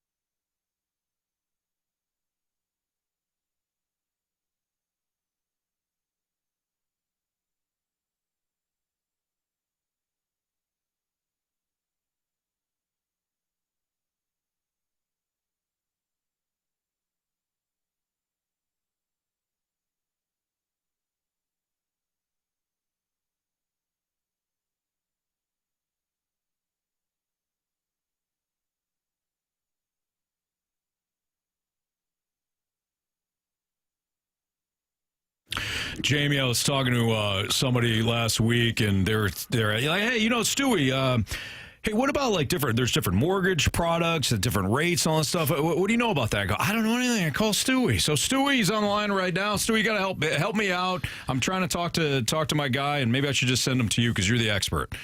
You know what, Anthony? This is a big error a lot of people make all the time. There are different mortgage products, and different mortgage products dictate different rates. Now, people think, for example, that if you get an FHA loan, that you're going to get the lowest rate that's around. Well, you may get a lower rate than a conventional loan, but the PMI stays there no matter what if you put less than 10% down, and it's 3 times the price of PMI with a conventional loan. And what's worse, you have to pay the PMI no matter how much you put down. So don't look at the interest rate. Look at the annual percentage rate. See if it's the right product for you. And most importantly, go with someone that you trust, because there's so many different variables out there. You can be taken the wrong way, and you want to get the right deal. No offense to you, Anthony, and I'm sure you know a lot about things, but I'd definitely be calling Stewie on this one. I mean, I know you mean well and all, but our 101 listeners need to call Stewie for all kinds of great advice. And his personal cell phone number is 314-324-4440. Again, that number is 314-324-4440. Give him a call, shoot him a text, whatever you're into, whether it's purchasing a home, debt consolidation, all that stuff, refinancing your home. Stewie is our guy. He needs to be your guy. If you can't remember that number, you can always Google the Bagel Loan. Thanks, Stewie. Stay warm, guys. NMLS number 226715.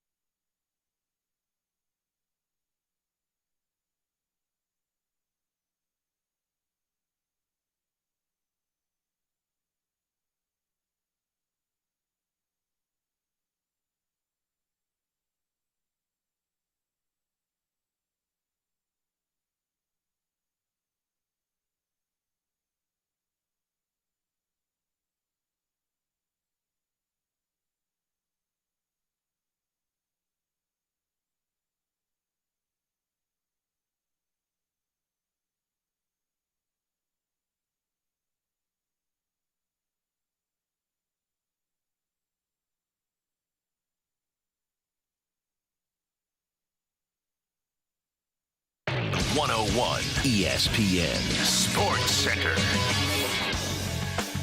I'm Andrew Marsh. It's time for a Sports Center update brought to you by Saliga Heating and Cooling. Super Bowl 60 is set as the Patriots will go up against the Seattle Seahawks. We'll talk more about the Super Bowl and the NFC and AFC Championship game as we proceed throughout the show. In terms of your St. Louis Blues, Otto Stenberg has been assigned to the Thunderbirds. We did talk about that earlier today. If you missed that conversation and why he was assigned to Springfield, make sure you go to 101ESPN.com or check out the free Dobbs Tire and Auto Center's 101 ESPN mobile app. Just head to the podcast page, and you will find all of our shows there and all of our interviews, and it's all brought to you by the Schaefer Door Company. Speaking of interviews, we'll talk with Jeremy Rutherford, our Blues insider with The Athletic, at 4:30. And, of course, the Blues will be back in action tomorrow, taking on the Dallas Stars. Pregame starts at 6. Puck drop is at 7. Part 2 of our six-pack is coming up next. Get your questions in the Air Comfort Service text line, 314-399-9646. We'll do part 2 of the six-pack next. I'm Andrew Marsh, and this Sports Center update is brought to you by Saliga Heating and Cooling, a Daikin heating and air conditioning dealer.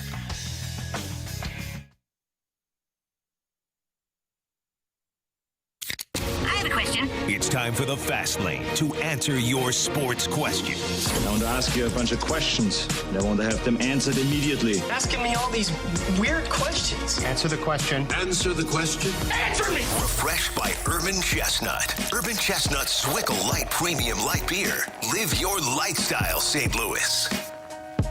Part 2 of the Sports Six-Pack is right now. So if you got a question, 314-399-9646 of the Air Comfort Service text line.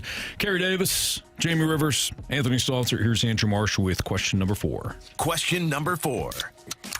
All right, the 636 wants to know, Patriots fans now think that Drake May is just as good or even better than Josh Allen. Please tell me you don't think this is true. Ooh, I'll let the football guys go here in a minute. He's certainly gotten farther than Josh Allen, but he's... I mean, it's a fact. It's a fact. I mean, what are you guys lie to people, Carey? I'm not going to lie to our listeners. But he's not as good as Josh Allen, in my opinion. No, hell no. It's a team game. He has a better team. Clearly a better coach because the other coach got fired. Unfortunately. I don't know that it was his fault, though. Somewhat sure it is. That's the owner. Hey, the players were crying after the game. And the What do you want him to do? The owner saw it. It's like, no way in hell this is going to happen. The coaching Somebody's got to be held accountable. That coaching staff chose You're fired. Keon Coleman. Okay? They didn't. I know. I saw that video, too. But how terrible is that? It's a bad look. Bad look, man. It's a What are real you bad doing? look. Lying outright to people. Then you got you. Sean McDermott got home and got on his burner account. Oh, did we? Oh, it was Did me, we? huh? Oh, Really? Only me, huh? Okay. No. Drake May is not better than Josh Allen. Josh Allen is he's a future Hall of Famer at this point. At this point of his career, in my opinion. Drake May got a ways to go. He's in the second year, too. Can we give it a beat here? Give it some time. Josh Allen won an MVP. Maybe Drake May wins it this year if Matthew Stafford doesn't win it. But let's let this thing breathe. Josh Allen consistently gets his team to the playoffs. Has it been good enough? No. But if you look at Peyton Manning early on in his career, there was the same discussion going on. Can Peyton Manning ever do it? He can't win the big one. Blah, blah, blah. And then he wins the Super Bowl. It's like, well, is he going to win too? He beat the Bears. It still counts, Mark. It does. They are an NFL team. It still says Super Bowl champions, I'm Indianapolis just Colts. messing. But you're not wrong. I mean, It's Rex Grossman Come on, man. Devin Hester. in a rainstorm. Had a That defense Hall was of Famer. disgusting. And Mike Brown, Devin Brian Hester. Urlacher. Yep. They were really good on defense. Who's the other linebacker that they had? He went to the Patriots for a minute. Roosevelt Colvin. Colvin. I was thinking the other one. What's the other one's name? There's another one. Maybe I'm wrong. Briggs. Lance Briggs. Oh, Lance. I think it was Lance Briggs. Lance Briggs. Colvin. I don't know. Maybe Colvin wasn't on that team. Yeah. Maybe he had been a Patriot at that point. Man, that defense was good. Holy smokes. Marsh, can I take a second here? Hold on. Take a second, Anthony. Take a Let's beat. just see here. Yeah, Lance Briggs, Alex Brown was really good on that defense. Alex Brown. Yeah, Mike Brown was the safety. Yep. Charles Tillman, Peanut Tillman. Yep. Urlacher. Wow. Special teams was really good with Devin Hester. Great defense. Devin Hester returned the opening Tommy kickoff. Harris. Oh, yeah. The defensive from tackle. Oklahoma. Yep. Yep. Ian Scott was pretty good as a rotational defensive tackle. They had some guys, man. Yeah, he did. He took the opening kickoff back for a touchdown. Last time Bears fans smiled in that game. There were so many turnovers in that game. Yeah, it was bad conditions. Tony Dungy, I was watching something where he said they had made a decision not to kick to him, like at all. And I guess they had chapel like the night before, and the pastor was talking about facing your challenges and not running from them. Oh, man. He took that and said, you know what? Yeah, we got to go to run from this guy. And That guy's the Pope now. yeah, right. That's really funny. Colvin was gone by that point. 02 was his last year, so he was a Patriot at that point. It took Peyton Manning 1, 2, 3, 4, 5, 6, 7, 8 years, 9 years, 9 seasons before he won a Super Bowl. And you call him the greatest. Oh, My guy did it his first year. And almost his last year. Whatever, dude. Yeah. Whatever, dude. Peyton got MVP by his name 5 different times. Yeah. He's pretty good. Certainly is an individual sport, eh, Carey? Nope. It's a team sport, which is what the Super Bowl is. It's a team. You have a better team, you got a better chance of winning one. Now, we're talking about individual play. Let's count off those MVPs again, because that says team all over it. MVP? Yeah. That means you play your ass off. Player. Most valuable player. On teams that didn't go to the Super Bowl. Nah, whatever, dude. Marshy, Where do we go from here? I love you, Carey. Question number 5. All right, from the 217 is Fernando Mendoza truly number 1 overall worthy. He was on one of the oldest rosters in the NCAA and did not put up any outstanding numbers. I disagree with that. He did exactly what he was supposed to do week in and week out. The older roster thing is probably overblown, but I think that what I saw from Fernando Mendoza is a quarterback that can do whatever is asked of him. Like, you want to throw the ball short, get the ball out of your hand, be able to read, what you're supposed to read. I thought he did a fantastic job. He had 5 touchdowns against Oregon. Yeah. It's against Oregon. yeah, Marsh still counts. Does still count.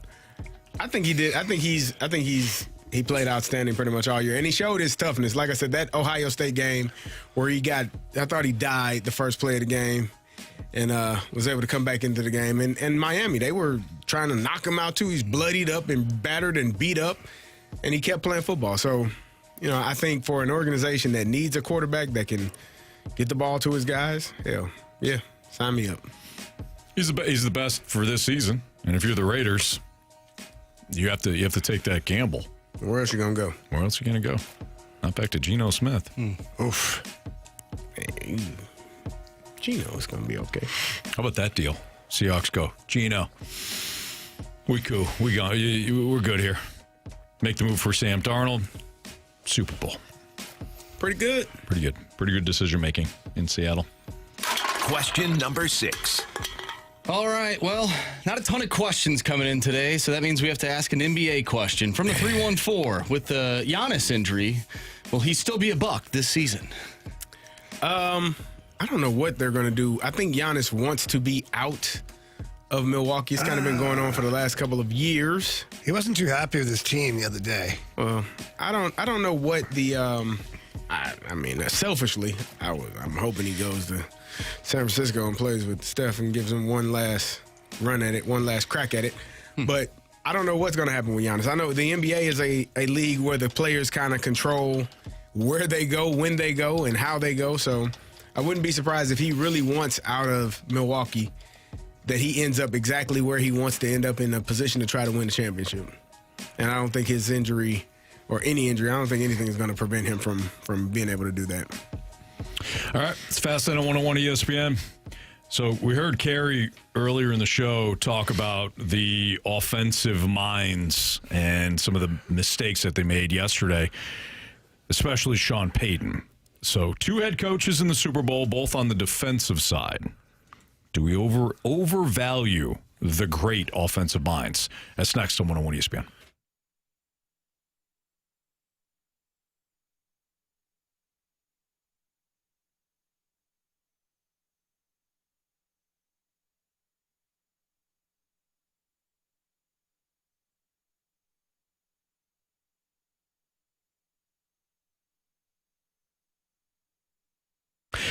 Auto Centers Nissan, they got a great deal going on right now. At least for right now, because the end of the month is coming up. So you got to head down to Herculaneum. Check out the 000 Advantage sales event. So right now on select new Nissan models, you can get 0 down payments, 0% APR for 60 months, and 0 payments until summer. On over 1,000 new and used vehicles, all in one location, you'll find the right deal, the right vehicle, and you also have the 30-day return promise, which comes with any new Nissan, so you can buy with confidence. What the 30-day return promise is if you're not completely sold with the vehicle, bring it back within 30 days, and they'll give you the full refund, and then you can check out something else that you might be looking at, and hopefully you drive home with the vehicle that you absolutely love. If you're shopping used, select used vehicles right now, qualify for 0 down and no payments for 3 months. It's all available at Auto Centers Nissan. If you finance any new or used vehicle, you're protected with the Auto Centers walkaway finance protection and helps shield you from any negative equity if life takes an unexpected turn. So again, you can shop with confidence at AutoCentersNissan.com. When you find the vehicle that you like, go test drive it at Auto Centers Nissan out in Herculaneum and tell them Stalter sent you. Again, it's Auto Centers Nissan, Herculaneum.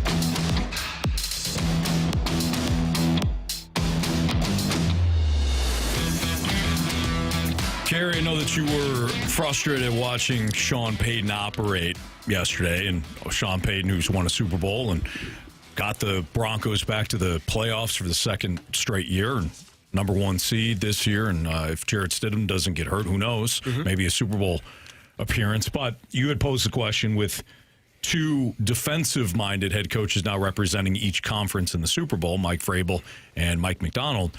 Do we overvalue offensive minds? Yeah, I was looking at, just the landscape of football. Every time there's a new coach opening, we often say, oh, who's the hot offensive-minded head coach that, has all of the schemes and is able to score the most points, and that's going to help us win games.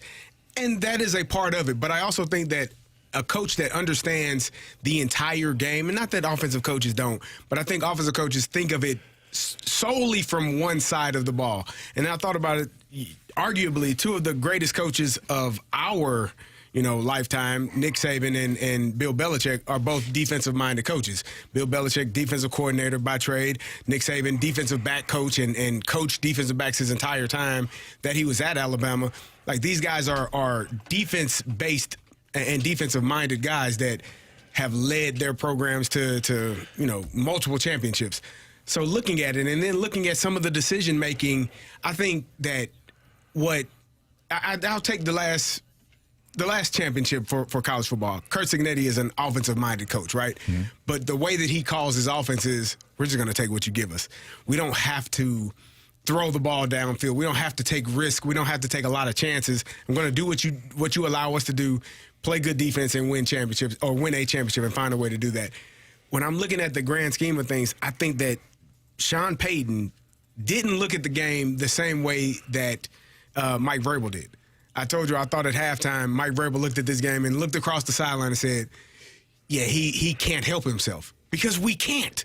Like, and I say we because I am an offensive-minded person. Like, as an offensive-minded person, yeah, I think I'm the smartest one. The hell with you. You can't out-scheme me. You ain't going to be able to do nothing. You have to be reactive, and that's generally what defense is. I call a play, you read and react. That's what defensive backs do. They are reading and reacting to what the offensive player is doing. So I just feel like when you're looking at a head coach or deciding who's going to run your organization going forward, do you look at a defensive-minded coach? Because they might look at the whole game as opposed to, if I score now, that's going to allow me to win the game. Whereas the defensive coach is, I just got to stop you. And I know at some point my offense is going to get things going, and we'll find a way to put points on the board. So it was a conversation that kind of banging around in my head. But I think Denver is probably in the Super Bowl if Sean Payton makes different decisions in terms of how that offense is run and leaning on the best defense left in the playoffs, in my opinion, and you didn't do so. Yeah, I mean, I get what you're saying. Because offensive-minded coaches, they want to just score. Hey, yards, points, and they're not necessarily thinking about the game overall and how do we win this game? Like, what do we have to do to win this game? Not just score points. But Mike Vrabel's got Josh McDaniels, and Mike Macdonald has Clint Kubiak, 2 creative guys that can. But you're the head coach. You are, and it's your job. But if you don't have a strong offensive coordinator, you can have the best roster. You can even win a Super Bowl, but you might get bounced in the first round to a banged-up San Francisco 49ers team because your offensive coordinator doesn't know what the hell he's doing. So I think it can go both ways. I think these two staffs are really good. Mm-hmm. And Mike Macdonald will have to replace Clint Kubiak when he becomes the head coach of the Buffalo Bills in 3 weeks. So I remember I was at one of my friends used to coach for Texas A&M, and I was at one of their games, and I watched. This was when Kevin Sumlin was the head coach, and they ran that up-tempo offense. Yeah. And I watched his offense. 3 possessions. It might have taken 30 seconds. 2 possessions for sure, but 3 possessions might have taken 1 minute and 10 seconds off of the clock because it was 3 and out, and they were hurried up, running to the ball quickly. And I'm just looking, and I watched his defense after the second time, and I'm like, oh, this is going to be bad. Sure. Because offensively, you generally only think about your offense. And I just think as a defense coach, you have to look at the entire landscape of the entire game, offense, defense, special teams. and it changes how you go about your day. This weekend was a perfect example for me. Just watching Mike Vrabel and watching Sean Payton, both in the same game but approaching it vastly differently, and one of them won and one of them didn't. Sure. I also think with these offensive coaches, they're incredibly stubborn, right? Because they got to their position because of what worked for them, right? You know, we were talking in the break, and I mentioned to you guys over the weekend, I watched that Buffalo Bills documentary about how they went to 4 Super Bowls and lost all 4 of them. Well, when they took on the Giants, I believe it was the first Super Bowl, you know, Bill Belichick was the defensive coordinator for that team, and they played each other earlier that year, and I believe the Buffalo Bills won that game. But Bill Belichick, he only rushed 2 guys, and they refused to run the football when they had an unbelievable running back because they didn't adjust, right? And, you know, throughout that documentary, a few of the players were like, you know, this is what worked for us, so we were going to go down swinging, doing what worked for us, rather than adjusting in the biggest moment because you're not taking what the defense is giving you. Sure. I feel like there's a ton of head coaches in the NFL now that are just so stubborn. And I know Jamie likes to joke around about me hating Kevin O'Connell. That's my biggest gripe with him. He doesn't adjust. He doesn't. See, there it is. I think offensive minds are stubborn, and I think defensive minds can. I think offensive minds can be stubborn, and I think defensive minds can be conservative. Because I've seen plenty of defensive-minded head coaches who like have the game plan, and you know, hey, we're gonna win this game for whatever it is, whatever it takes, and it's like, are you going to throw the ball, or are you just going to protect your defense and lose 20-17? Because a lot of defensive coordinators do that too. Defensive-minded coaches. I think you have to be like, if you're a defensive-minded coach, you have to have a good offensive coordinator, but you also have to have a good grasp of the game. I think like offensive coaches need to. I think what we're saying is offensive coaches need to have a great grasp for the game too. Yeah, and I think they generally don't. Because they're so focused on maybe that next offensive play, they're not focused on the game management aspect. I think more offensive coaches are more focused. Like if you're the head coach, you're more focused on what your offense is doing. And I've seen it. Like it's just in practice. Like it's generally speaking, even defensive-minded coaches, when a good day at practice is when the offense has a great day. It's not when the defense, if the offense gets shut down, it's not, oh, defense, you had a great day. It's offense, you stunk today. So it's something about offensive-minded people and offensive-minded players and coaches that, you know, you generally only lock into that one side, and you're setting yourself up for failure at times, or could be. We get a text from the 314. Mike Martz was stubborn. Do you remember him being stubborn as a head coach for the Rams? I thought absolutely, yeah. I thought the playoff game against the Carolina Panthers stands out the most. He made some really egregious mistakes, being hyper aggressive, and it was the game where Steve Smith caught I think it was just a slant. It was here. It was here. He caught the slant and went the distance for the touch for the win. So yeah, there was the NFC Championship or the division. I don't think it was a championship. It was a divisional game. Carolina took on the Eagles in that game at the Link, I believe. And lost. And lost. And the Eagles. No, Carolina won. Carolina won. Oh, and they faced the Eagles. And then faced the Patriots in the Super Bowl? Faced the Patriots, in Houston. Yeah, good recall, Marsh. But yeah, absolutely. Mike Martz was very stubborn. He was also somebody that was a genius when they went on the Super Bowl run. So I think what Carey, I think your overall point is, if you don't have a head coach that grasps the full game and has control of the full game, whether you're an offensive guy, defensive guy, special teams guy, you're going to be in spots where you lose it. Yeah. 100%. Yeah. All right. Fascinating Super Bowl matchup with the 2 defensive guys, that's for sure, and 2 really good offensive coordinators to boot. We've got a returning Gauntlet contestant, celebrated all weekend. We'll find out what sort of shape he's in next on 101 ESPN.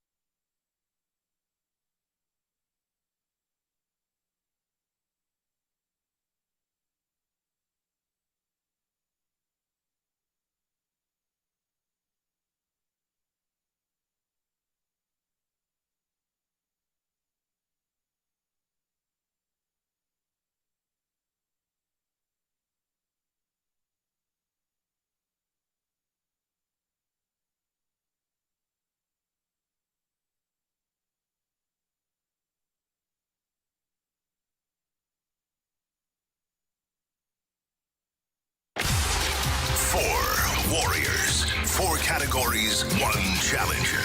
Can you survive the Gauntlet? Brought to you by Blue Note Roofing. Roofing, siding, and gutters. Visit BlueNoteRoofingSTL.com for a free inspection. 402, your time check is brought to you by Clarkson Jewelers, an officially licensed Rolex jeweler with Andrew Marsh, Carey Davis, and Jamie Rivers. I'm Anthony Stalter, and Scott is back for round two. What's up, Scott? How are you? Good. So you knocked off CD on Friday. I did. You celebrated all weekend, and now you have an opportunity to face either Marsh, Jamie, or me in round two. Which way would you like to go?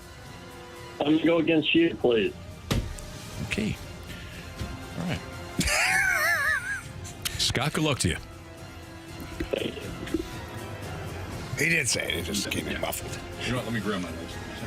You should grab those, yeah. Leave the green ones. All of them for Jamie. All right, Scott. Anthony's on his way to the Cone of Silence. Tell my guy Marshy to spin that wheel, please. Spin the wheel, Marshy. All right, Scott. What's your choice here? Random, huh? Wow, okay. He said it. He meant it, too. Well, this is kind of random. How about ice hockey? I had it the other day. We'll try it again. Oh, yeah. All right. Okay, while we pass them out here, there's going to be 4 questions, each of them worth 2 points. If you use the options, worth 1 point. You get it wrong, you get no points. And if we're tied for some reason at the end of this, we'll go to a tiebreaker. Scott, are you ready? Yeah. All right, here we go. Question 1, category is hockey. How many former Blues have scored a hat trick in 2026? So former Blues around the league this year in 2026 who scored a hat trick. Options, please. 2, 3, or 4?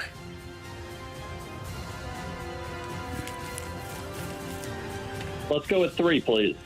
Final answer? Final answer. Thank you. Question number 2. Otto Stenberg scored his first NHL goal against which team? Options, please. Is it the Chicago Blackhawks, the Nashville Predators, or the Dallas Stars? Let's go with Dallas Stars. Final answer. Question number 3. Stenberg wears number 28 for the Blues. Who was the last player to wear number 28 before him? Options, please. Options are Ian Cole, Kyle Brodziak, or Mackenzie McEachern. Let's go Brodziak. Final answer. All right, final question here for you. The 1999-2000 Blues recorded the most points in team history, but fell in the first round. To which team?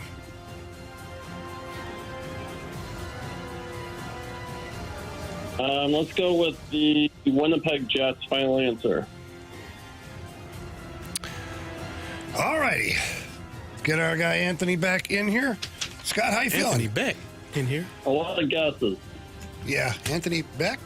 I thought you get Anthony Beck in here. It's back. Oh, Anthony Beck Clean in your here. ears, Carey. Anthony Becht is gone. He is gone. Yeah. But our Anthony is right here. Yeah, he's ready. He's not I was gone. going to He's in silence Orlando. it, Wait, what? He's in Orlando. He's not gone.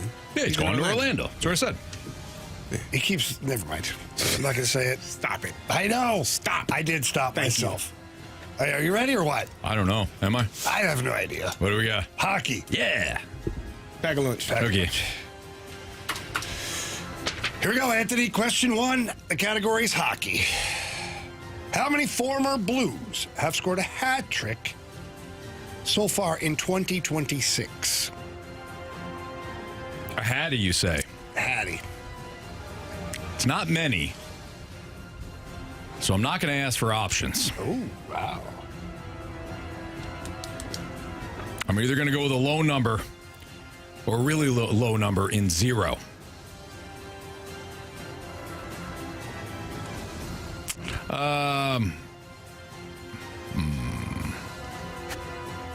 I feel like we had some random hat tricks. Like a taxi or something. 3, final answer. Seems right. Question number 2. Otto Stenberg scored his first NHL goal against which team? I thought that was Blackhawks.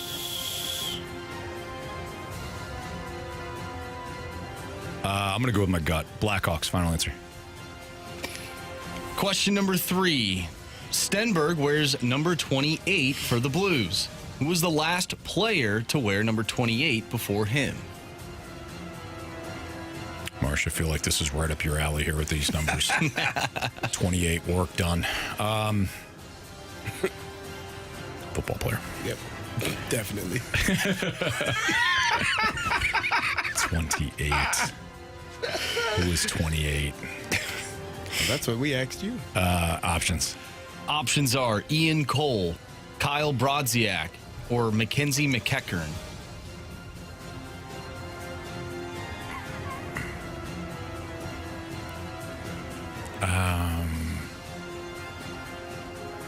I'm trying to picture their names on the back with the numbers. Mackenzie McEachern and who? Ian Cole and Kyle Brodziak. Ian Cole. Look at me, Marsh. What's the answer? Stop that. Carey, what's the answer? I don't know. Look at me. I don't know. Ian Cole, final answer. Didn't want me to look at you? No. Okay. It'd be weird. Only sometimes. You'd make it weird. You know. All right, last question. Okay. The 99-2000 Blues recorded the most points in team history, but fell in the first round. To which team? The 99 Blues? 99-2000. I'm sure this is a layup for many. I wasn't here. I mean, you were born. I was born, yeah, just not here. Yeah. Who was that?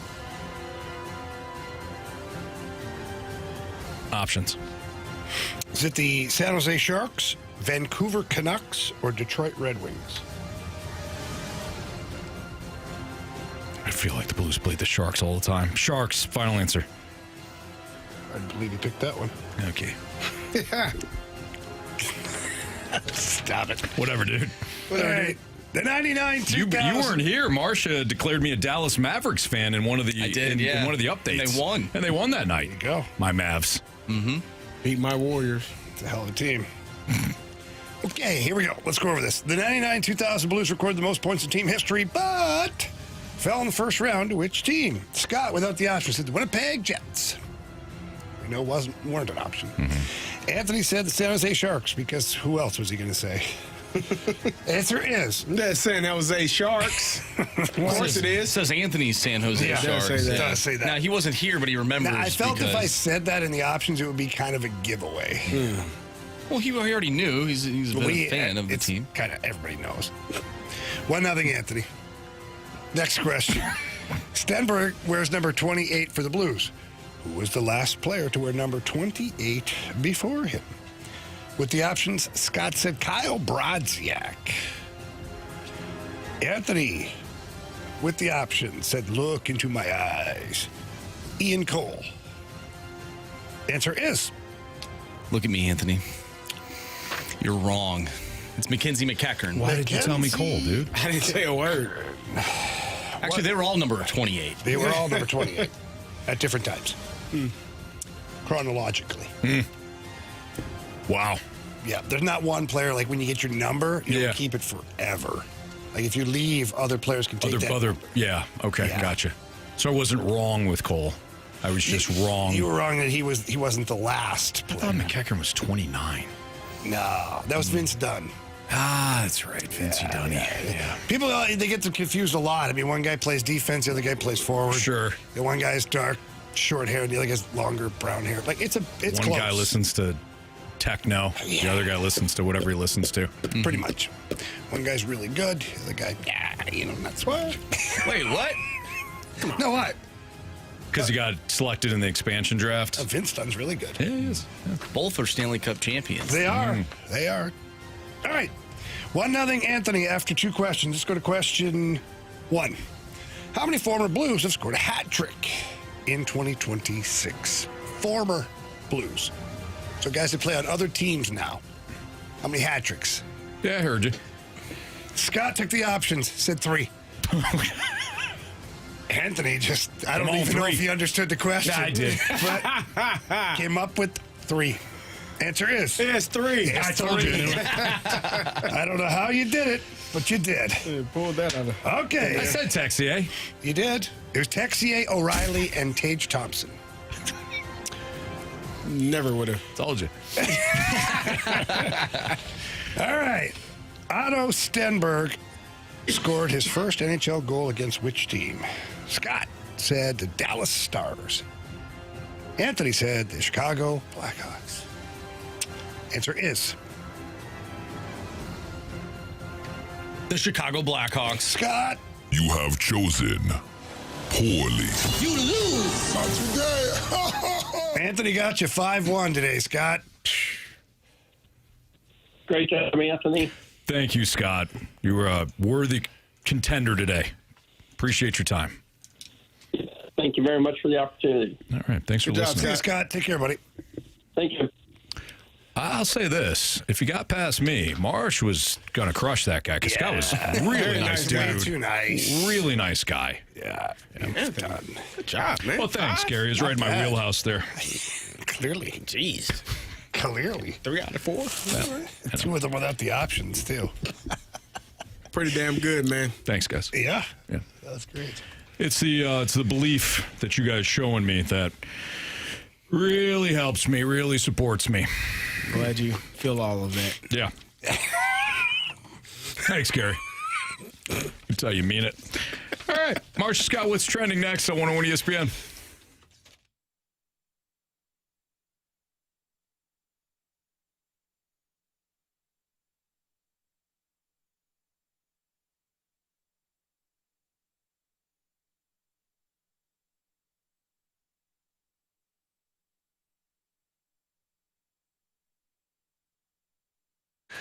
If you're thinking about selling your house here anytime soon in the new year, please call Gloria Lou with your home sold guaranteed realty. Had the great fortune of sitting down and having a chat with Gloria Lou just a week or so ago, and I was kind of asking her questions about the real estate market and listing your home, and she said, look, the new year is going to be a good year to sell your home. Rates are predicted to go down, which means that a lot of people are going to put their house on the market. Get ahead of that right now. Call Gloria Lou, list your home now. She's the best in the business, and here's what Gloria Lou knows how to do. She knows how to price your home accordingly so that you get the most money for your home, but you sell quickly. And that's the key right there. Selling quickly and for the most money. And Gloria Lou can do that for you. She's done it for so many people over the 20 plus years that she has been in business here in the St. Louis area. Gloria Lou is always my first call. She needs to be yours as well. So give her a call. Tell her Jamie Rivers sent you in. Her number 314-325-6888. That's 314-325-6888. Or visit GloriaHasTheBuyers.com.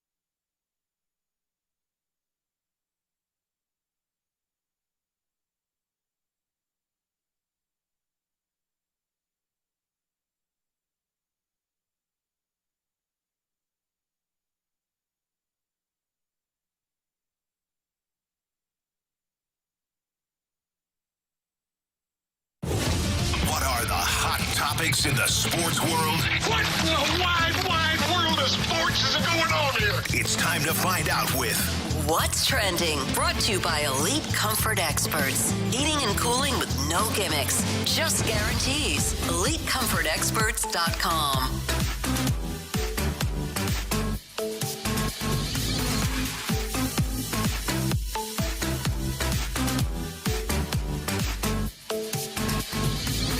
Welcome back to the Fast Lane here on 101 ESPN with Anthony Stalter, Jamie Rivers, and Carey Davis. I'm Andrew Marsh. It's time for What's Trending. Anthony dropped something. My mind. He's losing my sanity. Here. Interesting. Oh, there goes the other one. Unbelievable. Dude. He's got the little... What did he drop? He's dropping his rubbers. I got him. Do you know the go on your ear things? Oh. Yeah. We're good. What'd you guys think? Anyways, speaking of dropping something, did you guys see former Blues head coach Craig Berube? Man! According to sources, there's a gym incident or accident. Yeah. So Craig Berube, I was texting with him after I saw what happened, but apparently Chief likes to work out, throws the iron around, gets in the gym. I guess there was a bar, squat racks, a bar up top, and he bent down to pick up another bar. You know how they put them in like vertically, like in the little thing to hold it? Mm-hmm. But he forgot the other one was horizontally along the top of it over there. And when he pulled it out, he knocked the one bar right off. Oh, man. So the 45-pound bar, bong, right in the head, and it like ripped the flap. My goodness. Like if you see his picture, it's 50 stitches in his head. Dang. And so, yeah, he... and a black eye to boot. A black eye, yeah. I asked him, I said, how many barbells are you going to break with that thick skull of yours? Yeah, right. He laughed. He says, he goes, dumb. He goes, I'm really stupid. Unreal. He goes, lucky I have a thick skull or whatever. But, yeah. Oh, I'm glad he's okay. I'm glad he's okay, too. But he came out in Toronto. He had a hat on and a black eye. And people like kind of look at him. He's like, well, I might as well just get ahead of this. Takes off his hat and this thing. I mean, it is gruesome. Oh, man. And the media were like, whoa! Like nobody knew what had happened. Yeah. We just say it's a gym incident. Upper body injury. Like, it was my fault. I'm a fool. Yeah. You know. They're like, oh, you're going to coach? He goes, of course I'm going to coach. What are you talking about? Hockey player. Coach, the top of your head is missing. It's all good. He's lucky, like, he didn't crush his skull. Like, I make the joke about having a thick skull, but I'm glad he kind of does because, like, otherwise, man, like, when you look at these pictures, it's wild. It is pretty bad. Yeah. That stuff. The Chief is okay, relatively speaking.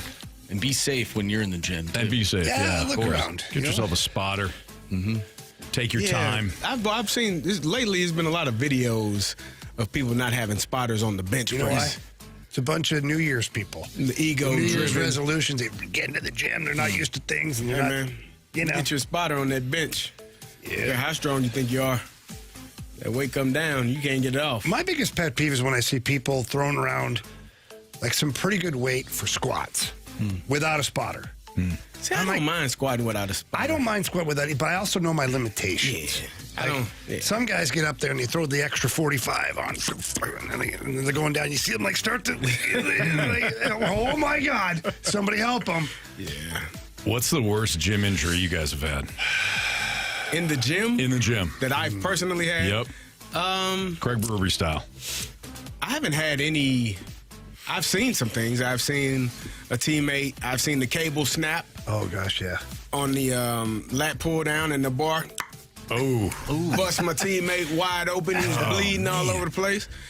I had a teammate lose a pinky. They set that bar down on the squat rack. Yeah. And pinched it in there. Didn't realize, that ain't great either. Saw that. I haven't had any injuries where, maybe like just the worst injury I had, honestly, during working out was doing hot yoga. My first time ever doing hot yoga, and I'm in the room and there's all these people. I'm like, okay. And I'm looking at, there's women in there, there's guys in there, and the teacher's like, hey, if you get tired, you can sit down. And I'm like, it's 6 men. And I'm like, I'm not going to be the first man to sit down. Ain't gonna be me. Ain't going to be me. And so I'm looking at these women.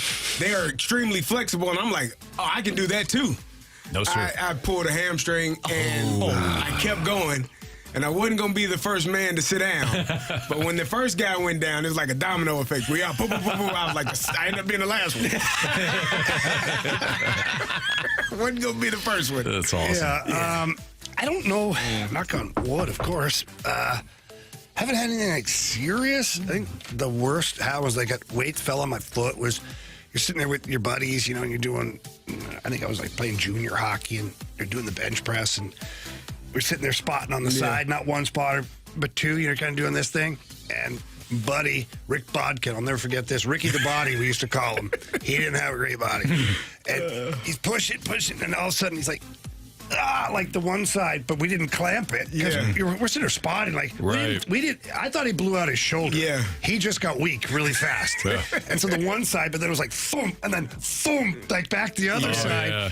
And I remember like just jumping over, but one of the weights kind of hit my foot a little bit. It wasn't terrible. I didn't break a toe or anything, but like that was the closest.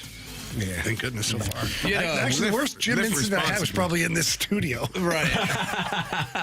Did you know about that? No. So Jamie and I during COVID, we're like, look, we're gonna get in shape, but we're gonna do it in the studio in between breaks and stuff. So we brought in some bands and we're working out. Oh yeah, I do. All you that said stuff. the band broke and popped them in the face. So he's doing curls with the band, and the band snaps and whips this dude right across the face, just. Whoosh. Carey, he went adjusted and then just kept going. I'm like, dude, did you just get whipped in the face? He goes, yeah. It's okay. Man. Holy I was in the zone, man. He was in the zone. That's probably the worst thing that's happened to me. Yeah, I mean, it sounded good. I did feel great. I'm not gonna lie. I'm sure. But like, part of me is like, I'm not giving the tube the thing the satisfaction. As twisted as that is, I'm like, I'm not giving it the satisfaction. As sick as I am, I know exactly what you mean. So I was loading up the leg press. So I was loading up the leg press one time, and I got it like down because you want a nice stretch, a nice deep knee bend. Yeah. So it went all the way down, and as I pushed up, something to my ab. Ooh. I mean, it was like that, and I go, oh no! Got that thing up just enough, re-wrapped it. I'm like walking around just sideways. Like I think my rib broke. Wasn't my rib. It was definitely. I like popped the muscle in my side. It was the strangest feeling. We get a text here from 618 says the worst is doing box jumps and missing the box. I've seen shins. I have seen some things. I think I have done that. Like the higher the box, like especially with like the other boxes, not the soft. Like you scrape that shin this up. is pre-soft box. Yeah. This is like the old wooden ones. I haven't even seen the soft boxes. They got like a soft top to them now. Yeah. Okay. Yeah. I've scarred or skinned up my I have shin. seen more people jump, miss, fall, jump, clip their toes, fall forward over the damn thing. Yeah. Oh, yeah. It's a good one to do at home. Away from people. Or just, I don't know, find something else, maybe. I don't know. Gosh, I haven't had an injury like that at the gym, but I've definitely smoked my face on a bar that, reaching down for like a water bottle and completely forgetting that the bar extends out, and I just put my head up and boom, smoke my face. Yeah, that's always fun. One time in college, I sometimes you don't know when you're gonna give out in the old dumbbell, and it was just like what you were talking about with your teammate. So I had the dumbbell up, but my left arm shoots up. No problem. I was doing one of these where it's like, oh, and I just gave out off the side of my face and down. It was not great. I do remember one thing that happened. It wasn't terrible. You're talking about your buddy on the lat pull down. Well, the long one with the two square handles, the big wide. Oh yeah, the butterfly. Yeah, he's talking about the bar. Like the bar. Yeah, pull down. And I went to adjust the weight, I pulled the pin out completely. Oh, and again, it came down. Yeah. Came down quick and hit me right in the top of the head. My brother was with me. He laughed. But you're pissed at that bar. I was pissed at the bar. Yeah. He says, hey, you got to put your hand, because I was still like, I think I was 15 or 16. Yeah, you got to put it on the stack. Put your hand on the stack while you move the pin. So that bar doesn't come down and crack you across the head. You remembered happened that. since. Yeah, you remembered it ever since. So you're saying there's a chance. Jeremy Rutherford is going to join us next. Talk a little Blues hockey with our Blues insider from The Athletic. JR next in the Fast Lane on 101 ESPN.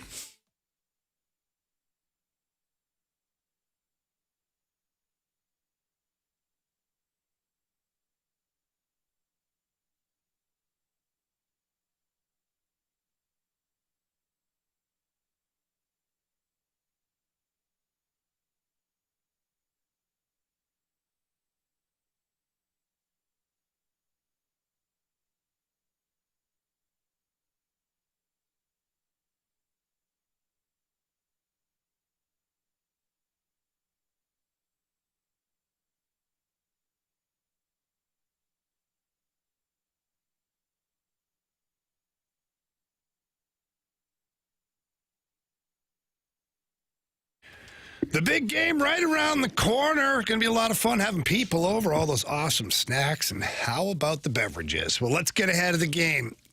Let's go find some Zwickle Light. My friends over at Urban Chestnut have a locally brewed light beer that is awesome. It really is. It doesn't taste watery at all. It's got great taste. Only 95 calories, 3.7 carbs. And it's a St. Louis beer that's brewed by St. Louis. And so I love that. The crew over at Urban Chestnut, they are a group of amazing people who care about, the people in St. Louis, and they care about making great beer. So whenever you're having your get-togethers, whatnot, grab some Zwickle Light. They've got cans, so if you're by the pool and things like that, grab the cans. But if you're inside, I suggest get the bottles, ice them up real good, tastes so good. And especially with the big game right around the corner and anything else that you got going on, Zwickle Light is my personal choice. It needs to be your choice. It is the unofficial beer of St. Louis hockey. Visit urbanchestnut.com for more information. Remember to keep it light and keep it local.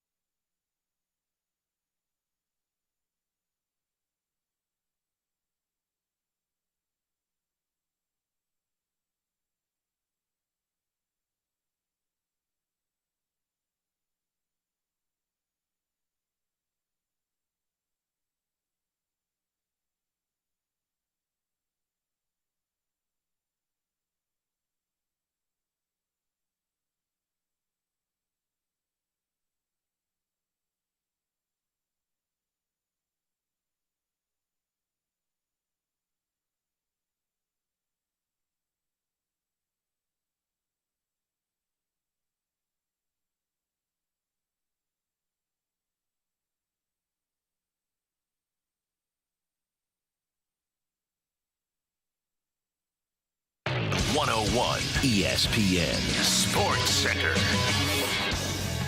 I'm Andrew Marsh. It's time for a Sports Center update brought to you by Saliga Heating and Cooling. Today we have been talking about the AFC and NFC championship games. The Patriots defeat the Broncos. The Seahawks defeat the Rams. So Super Bowl 60 will feature New England and Seattle. We'll have some more segments coming up soon talking about the Super Bowl, but we're going to dive into some Blues hockey. The Blues will take on the Dallas Stars tomorrow. You can listen to that game right here on 101 ESPN. Pregame starts at 6. Puck drop is at 7. And coming up next, we're going to talk Blues hockey with our insider with The Athletic, Jeremy Rutherford. I'm Andrew Marsh, and the Sports Center update is brought to you by Saliga Heating and Cooling, a Daikin heating and air conditioning dealer.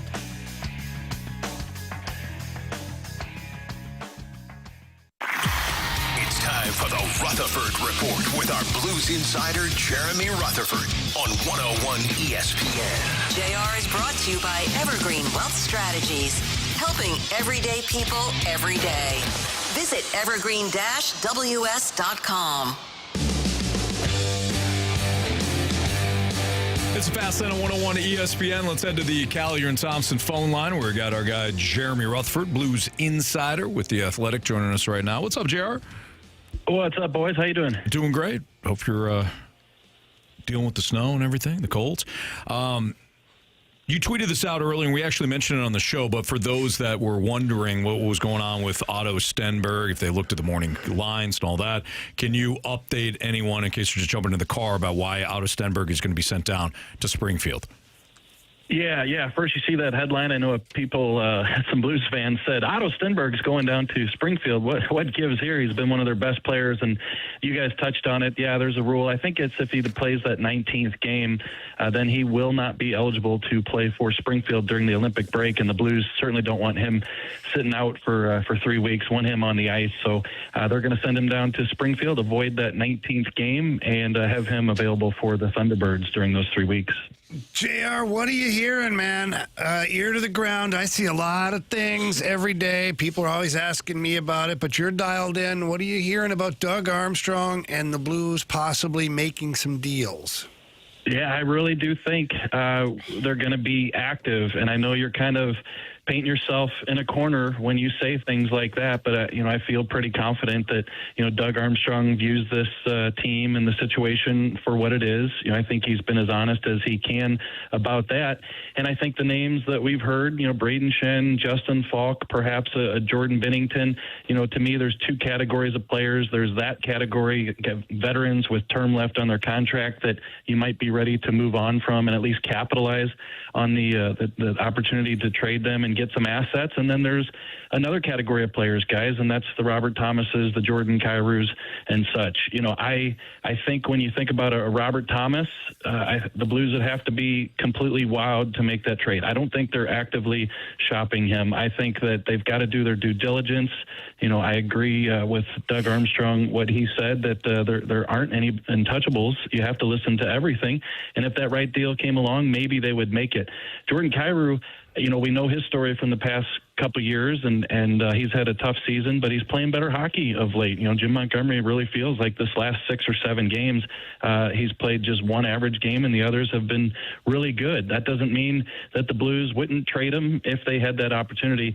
They're just going to have to feel that out around the league. But, to tie all that together, guys, I don't know that we'll see anything before the Olympic break. You're talking 5 games.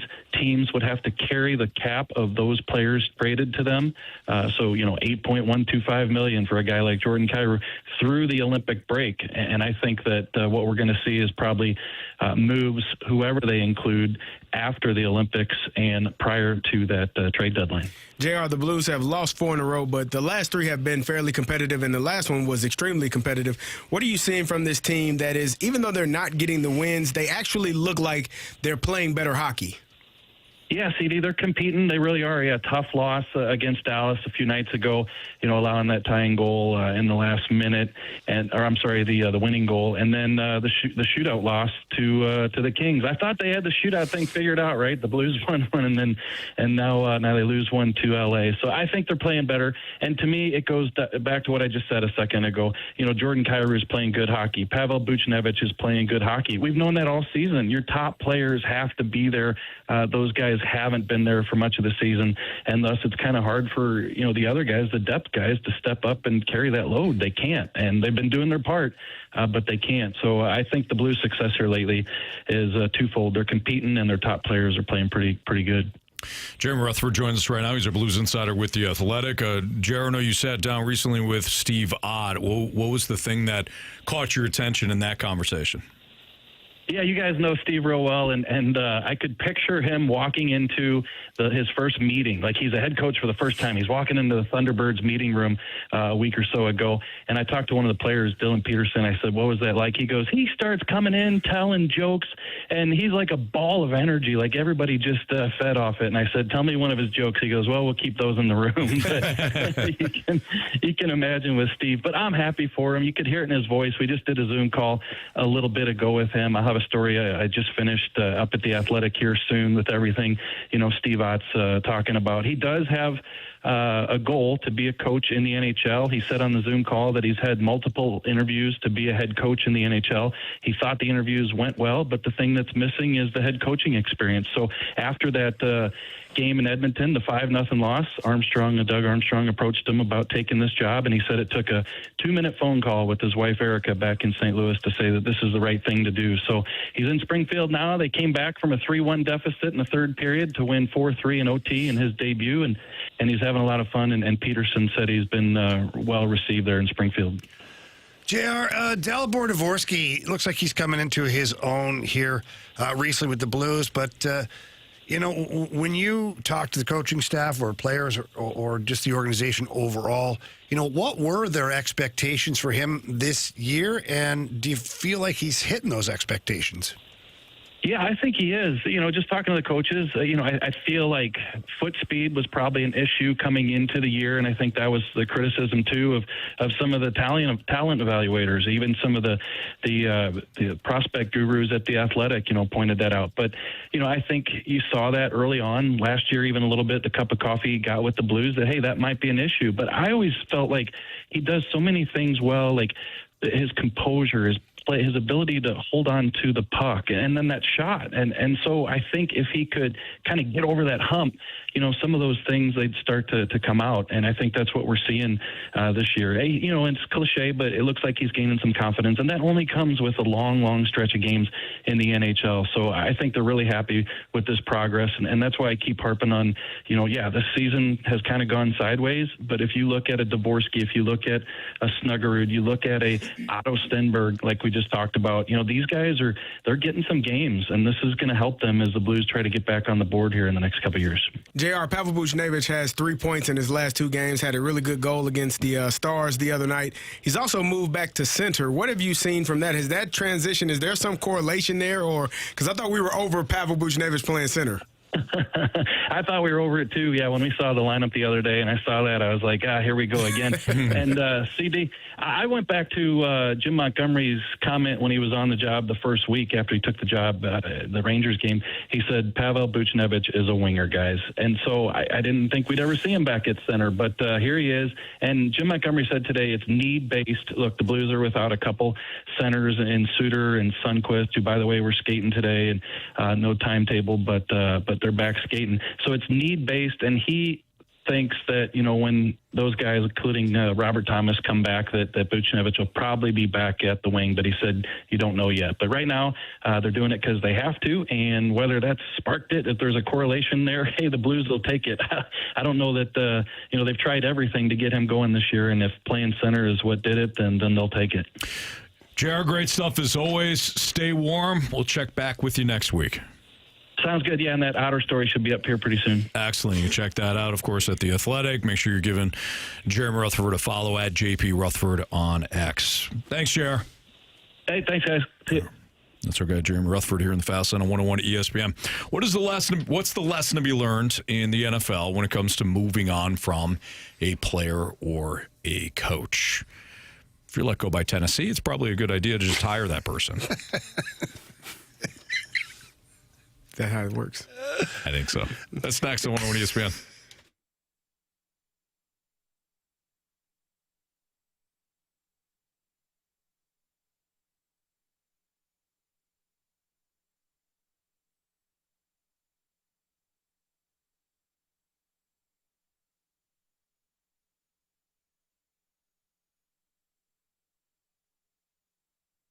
Well, the championship games were awesome this weekend, and the matchups are all set, and it's the last call for football on FanDuel. One final Sunday, one last kickoff, the final chance to place your bets before the NFL closes its tab. This is Super Bowl 60, and FanDuel is making sure you're in on it. If you're a new customer, bet $5 and get $200 in bonus bets if you win. So whether you're backing the favorite, riding with the underdog, or building one last same-game parlay, make it count, because after the Super Bowl, the season's over, and football is officially done. Last call for football on FanDuel, an official sportsbook partner of Super Bowl 60. Visit FanDuel.com/local to get started. Must be 21 plus and present in Missouri. Gambling problem? Call 1-800-GAMBLER. First online real money wager. Only $5 first deposit required. Bonus issued as non-withdrawable bonus bets that expire 7 days after receipt. Restrictions apply. See terms at sportsbook.fanduel.com.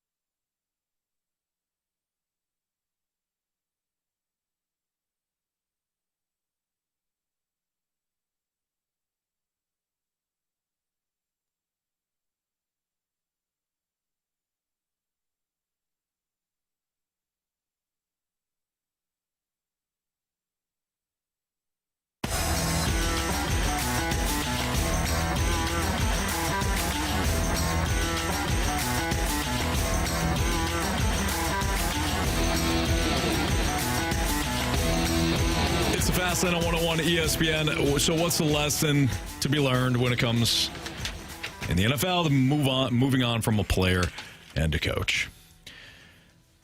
Now, I mentioned if Tennessee doesn't want you, you're typically probably pretty good. But you guys didn't like that. Yeah. At least when it came to Mike Vrabel, it certainly fits the bill. There's another guy there that was in Tennessee that, Ryan Tannehill? Derrick Henry? Nah, well, he was good. Let's see. In Tennessee? Tennessee. A.J. Brown? Yeah, he won a Super Bowl. He's in college now. He's in college. A.J. Brown went back to college? Wow, he's got eligibility?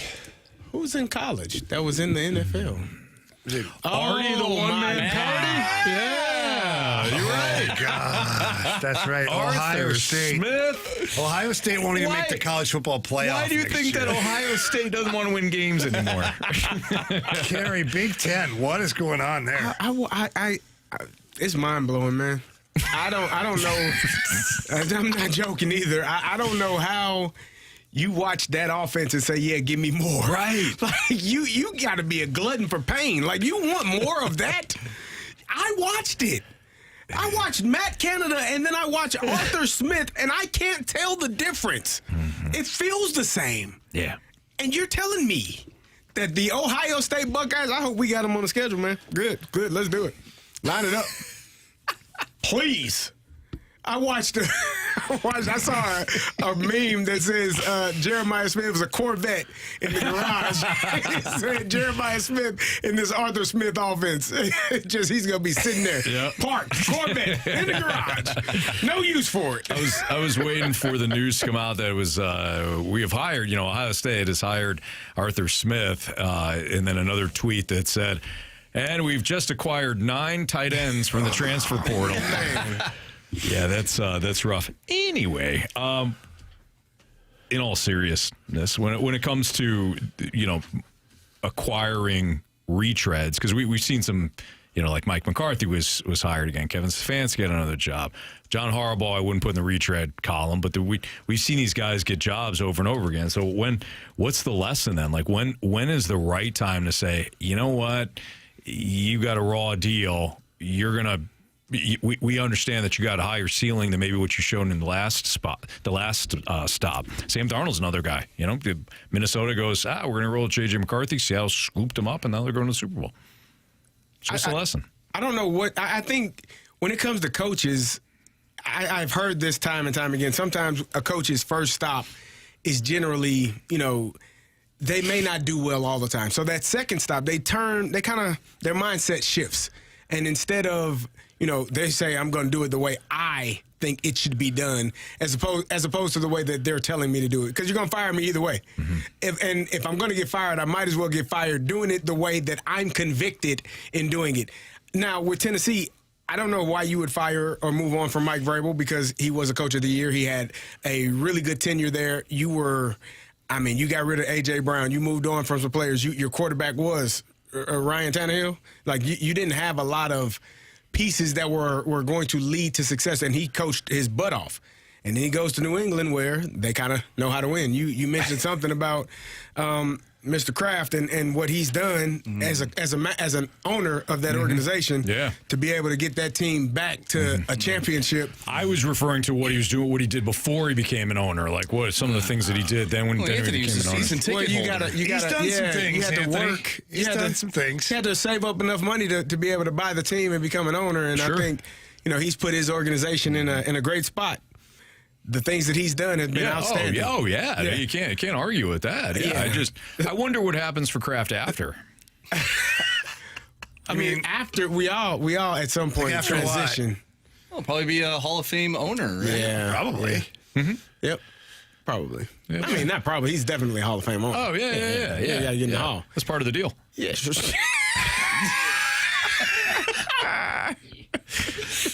I'm just saying. I mean, come on. The man had a dynasty, and then look at 2. 2 separate dynasties, and then you're right back in the Super Bowl a couple years later after the dynasty ends. Come on, something doesn't add up. Guy knows how to win. Yeah, knows how to win. Knows how to pick them. Knows how to get things like done. Somebody told him. what to do. Yeah. He knows. He does a good job. So, anyways, no, I think that, Mike Vrabel has done a fantastic job. I was listening to the game. They were saying they would be the first team ever to go an entire season and not lose on the road. That's impressive. Like, they didn't lose a game on the road this year. Very impressive. To make it to the Super Bowl, 9 games. Is the Super Bowl considered a road game? It's a neutral site. But they regular season and playoffs, they didn't lose a game. So that's very impressive. And the turnaround that they've had, they've done a fantastic job. I liked that team last year, though. I liked the take them up the hill. What was it? Yeah, Dry Mayo. Yeah. Oh, You did. You're all about it. I First like couple this of team. weeks. They're taking them up the hill. Team, they don't run the hill like we do. Yeah. Yeah. And then they got bad. And they say, why don't you just go run that hill on your own? Yeah, then they ran too many hills. Keep running. Yep, just keep going, Gerard Mayo. Just keep going over Don't that turn hill. around. You can always tell when a coach is, or when a team is well coached. They typically don't get blown out. They typically aren't embarrassed. They usually have a sound game plan. Don't win every game. I mean, hell, the Patriots lost to the Raiders in Week 1. I mean, the Raiders went into Foxborough and beat the Patriots in Week 1, and that team's going to a Super Bowl. They course correct. They do what they got to do to win games. They are very well coached. I think both of these teams are very well coached. And credit McDonald and credit Clint Kubiak for telling Sam Darnold, hey, just run the offense. Because Tom Brady was talking about Sam Darnold being more of a explosive player as opposed to what was the word he used? Not perfectionist, but surgeon. Right? Like, instead of a surgeon, like Tom Brady was a surgeon. He wasn't always looking for the explosive play. He was just surgical with what he's doing. Peyton Manning, I think, was that surgical quarterback. Sam Darnold fits more into the category of he'll take the big play. He wants the big play. He wants to make the big play. You don't have to do that. Just play within the offense. There's going to be guys open. If we get you that protection, great. If not, eat it. And he did it last night, too. When he got sacked the one time because he, like you said, he wasn't looking for the snap. He just fell on it. Yep. Didn't try to make a big play. Didn't try to pick it up. Wasn't scrambling around. Doesn't do the two-handed shove pass, Jarrett Stidham style. He just fell on it and lived to fight another day. Didn't panic. Yeah. Another time, there was a play where I think it was supposed to be boot action, and the Rams blitzed right up the middle. Sacked him. Nothing he could do on that one. Just holding the damn ball, and he did. There was plays where he knew there was nothing to be done. It was going to be a big loss, but he was just going to eat the loss, and that's it.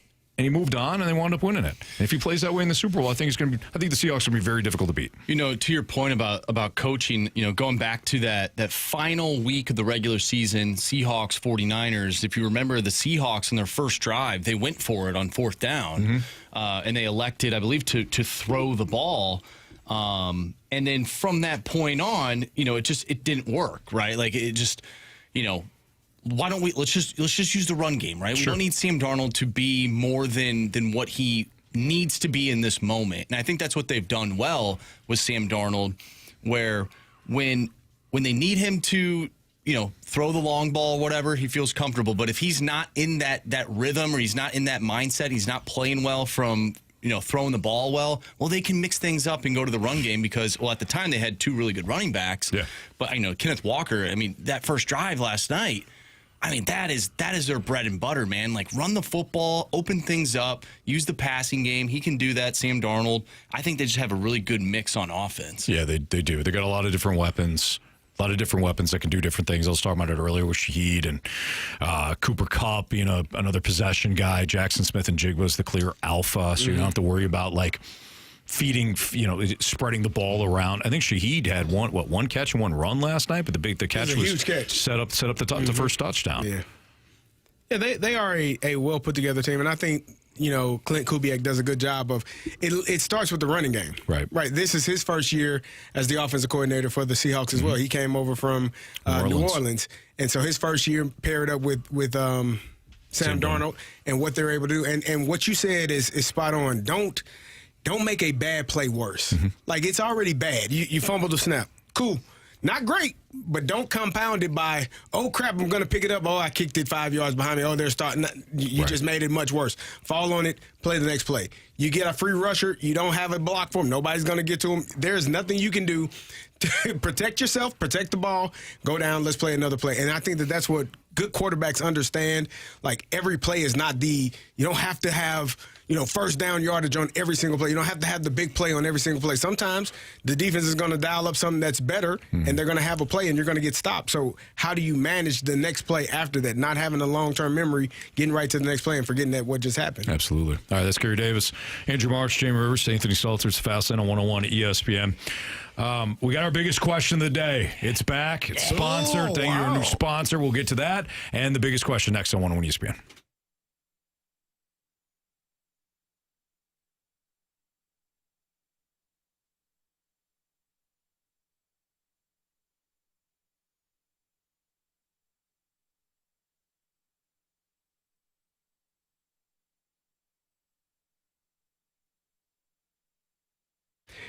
Hey, it's Carey Davis, and if you're in the market for a new vehicle, my friends over at Genesis of St. Charles have you covered. They're the #1 Genesis dealer in Missouri for 2026. At Genesis of St. Charles, they are your premier Genesis dealer, and they want your trade-in, and now is the time to visit. Don't wait. They're willing to pay more for it on any new Genesis purchase. No games, no gimmicks, just upfront pricing. You can unlock the e-price today. Every purchase comes with 3 years of complimentary Genesis service valet. That means complimentary vehicle pickup and delivery, plus a loaner vehicle at no additional cost. If you're in the market for something new, let Genesis of St. Charles bring the test drive to you. They are closer than you think, located right off of Mid Rivers Mall and Highway 70, 5601 Veterans Memorial Parkway in St. Peters. Stop by today and experience the luxury service at the state-of-the-art facility that they have. Some of the best coffee in town. If you're too busy, don't have time, you can go online and you can buy it online and have them delivered to you. Just check them out at genesisofstcharles.com. That's genesisofstcharles.com.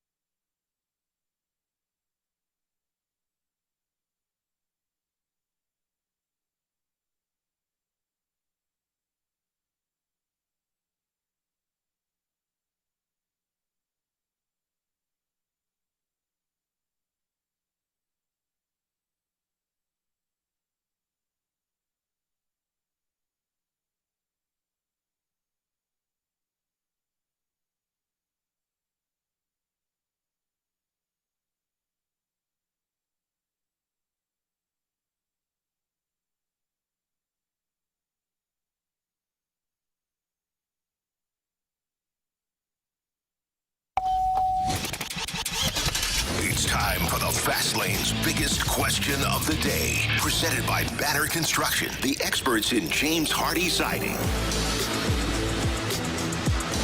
It's Fastlane on 101 ESPN with Carey Davis and Jamie Rivers. I'm Anthony Stalter. 5:04. Your time check is brought to you by Clarkson Jewelers, an officially licensed Rolex jeweler. And here's Andrew Marsh with the biggest question of the day. All right, gentlemen, do you believe that there is an epidemic in the NFL when it comes to going for it on fourth down as opposed to just simply getting the points, taking the points, especially in these big games? I even want to go back to the Detroit against San Francisco in the NFC Championship game a few years ago, where they elect to go for it instead of kicking a field goal. They end up losing that game. I feel as if the modern NFL game, we see more teams going for it on fourth down rather than just simply getting the points. Well, you'll probably know more about this than I do, but there's analytical data that supports certain spots on the field where you're better off going for it anyway, rather than punting it and whatnot,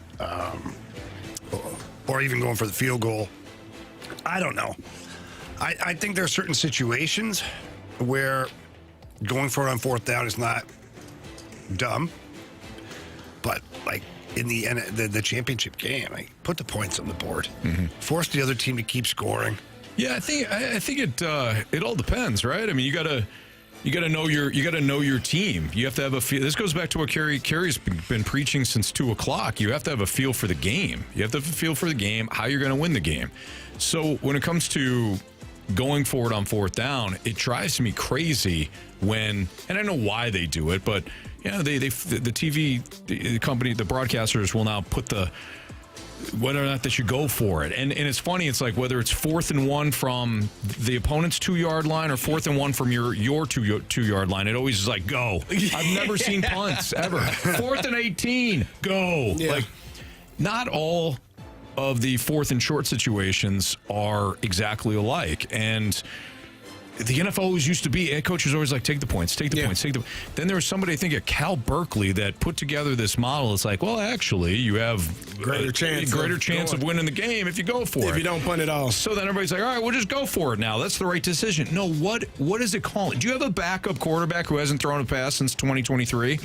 Are you about to take a 10-0 lead? Because a 10-0 lead, it might not be just as valuable as a 14-0 lead, but it's still pretty damn valuable. It's 2 possessions. Yeah. I was watching. Is a blizzard coming? Yeah, you should know that too. Oh, okay, maybe you just kick the because field goal. There's people that are giving you updates on the weather constantly. I was watching Get Up, and Dan Orlovsky and Rex Ryan were talking about this, and they both made very good points. Like Dan said, I thought the Broncos made a mistake by going for it on fourth down instead of kicking that field goal inside the red zone, and the Rams, I felt like they should have gone for it. It wasn't that big of a deal. And Rex Ryan had a sheet of paper. He said, yeah, because the analytics tell you to go for it every time, but the analytics don't tell you one team got Matthew Stafford and the other one got Jarrett Stidham. They don't tell you that. So, and that's true. Like, the analytics don't take into consideration. It's just, hey, what's this down and distance? What's the situation? Okay, yeah, sure, go for it. How much time is on the clock? Who the hell is taking the snap? Right. Who are you handing it to? Who are you throwing it to? Who's out there on defense? Like, all of those things matter as well. And I do think that the Denver Broncos missed an opportunity to get 3 points. You got a backup quarterback. You got it down there. You weren't going to get – I didn't think you were going to have many opportunities. I don't know why they thought they were going to have many opportunities. But, it happens. You make a mistake, and you learn from it. But I do think that going for it on fourth down has kind of become the end thing to do. We're going to be aggressive. Okay, cool. Instead of playing the field position game, because you got an awesome defense that doesn't allow people to score, now you're already halfway in field goal range for the opposing offense because your dumbass didn't want to kick it. Now all they need is 2 first downs, and they're in field goal range, and you essentially gave up 3 points. But I didn't give up a touchdown. Okay, cool. Yeah. Awesome. But sometimes it is understanding where you are, who you have, who you're playing, and you have to play a field position game, because when offenses are really dynamic and all they need is a couple of first downs to be in scoring range, sometimes it's best to just punt it and let your defense do their job. I look at last night, or I guess yesterday, and, when the Patriots ended up kicking that field goal to go up 10-7, they were at the 5-yard line. They easily could have decided, hey, might need this touchdown because the way things are going right now, we might not get back to this side of the field. Right. And I don't know if they ever did after that point. But I wonder if it's because of Mike Vrabel being a defensive-minded head coach that he's like, you know what, let's just take these points because I know defensively we can stand tall. He just looked across on the other sideline and said, yeah, he ain't going to do it. Kick the field goal. Wait, this is enough to win this game. And then the snow started coming. He's like, yeah, I told you. What your weather forecast say? How much snow? You ain't going to be able to say, oh, yeah, we'll keep going. Take the points. We'll take the points. Yeah. You have to. You just have. I mean, are points at a premium or not? And points were going to be at a premium. You knew it. Both teams started 3-and-out. The only reason why the Broncos scored the first touchdown is because Marvin Mims got 2 steps on the DB. Wound up getting a situation, putting it. But you knew points were going to be at a premium. In the Rams-Seahawks game, you knew at some point field goals ain't gonna cut it. Right. You're gonna have to put 6 on the board consistently. It was a shootout. It felt like a shootout the entire time. So again, theme of the day is what is the game telling you? What is your team telling you?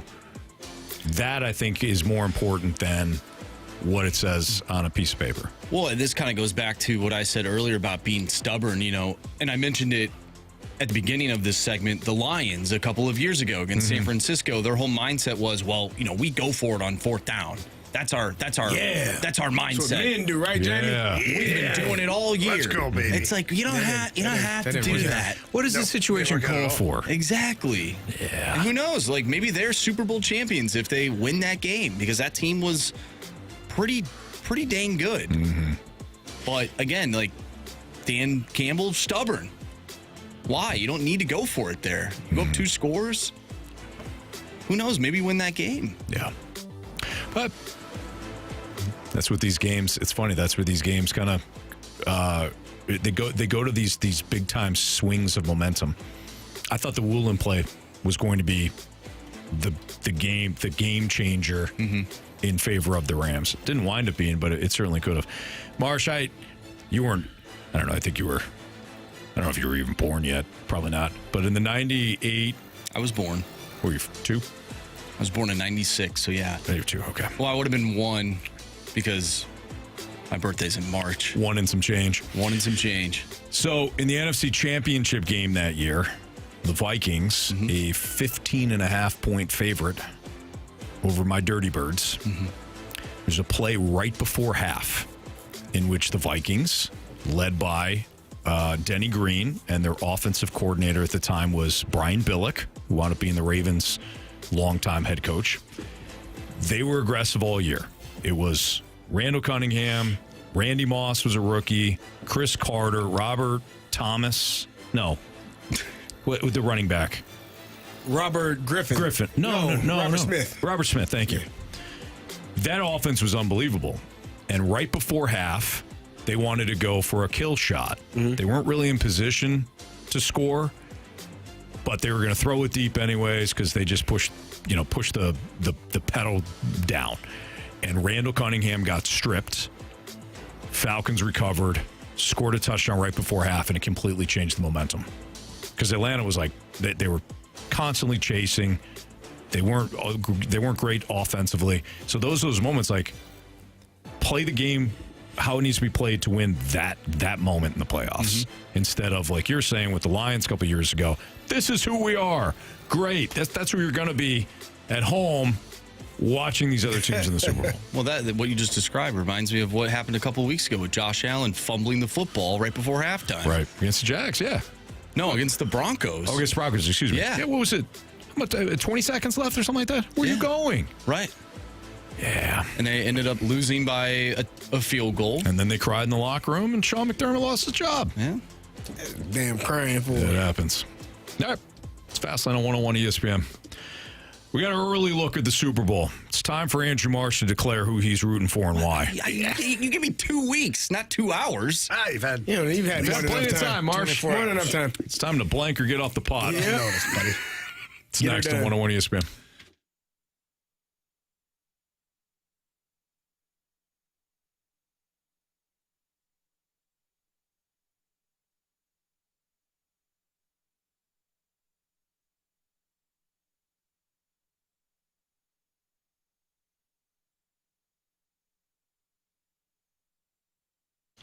Well, the big game is back. We got Seahawks, we got Patriots, and boy, it's going to be a lot of fun to play that matchup at Underdog. If you're new to Underdog, you're in luck. New customers score $75 in fantasy bonus entries when you make your first $5 fantasy entry.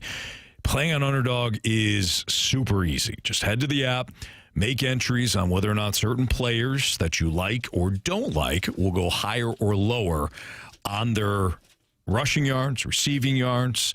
They even got defensive stats. If you get your entries right, you can win up to 5,000 times your cash. Plus, there are new promos that are going to be dropping daily in the app. So if you like making entries and winning money, then Underdog is the best place to play the big game between the Seahawks and the Patriots. We'll be talking about this matchup coming up throughout the next couple of weeks. I'll certainly be handing out some picks. I had a pretty good championship Sunday with some of my picks, so we'll be looking at certain players like Drake May, of course, and Jackson Smith and Jigba.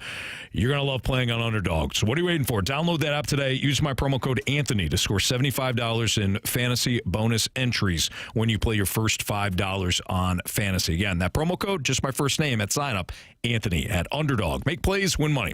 Must be 18 or older and present in Missouri. Terms apply. See assets at underdogfantasy.com/web/play and get terms _DFS_.html for details. Concern with your play, call 1-800-GAMBLER or visit www.ncbgambling.org.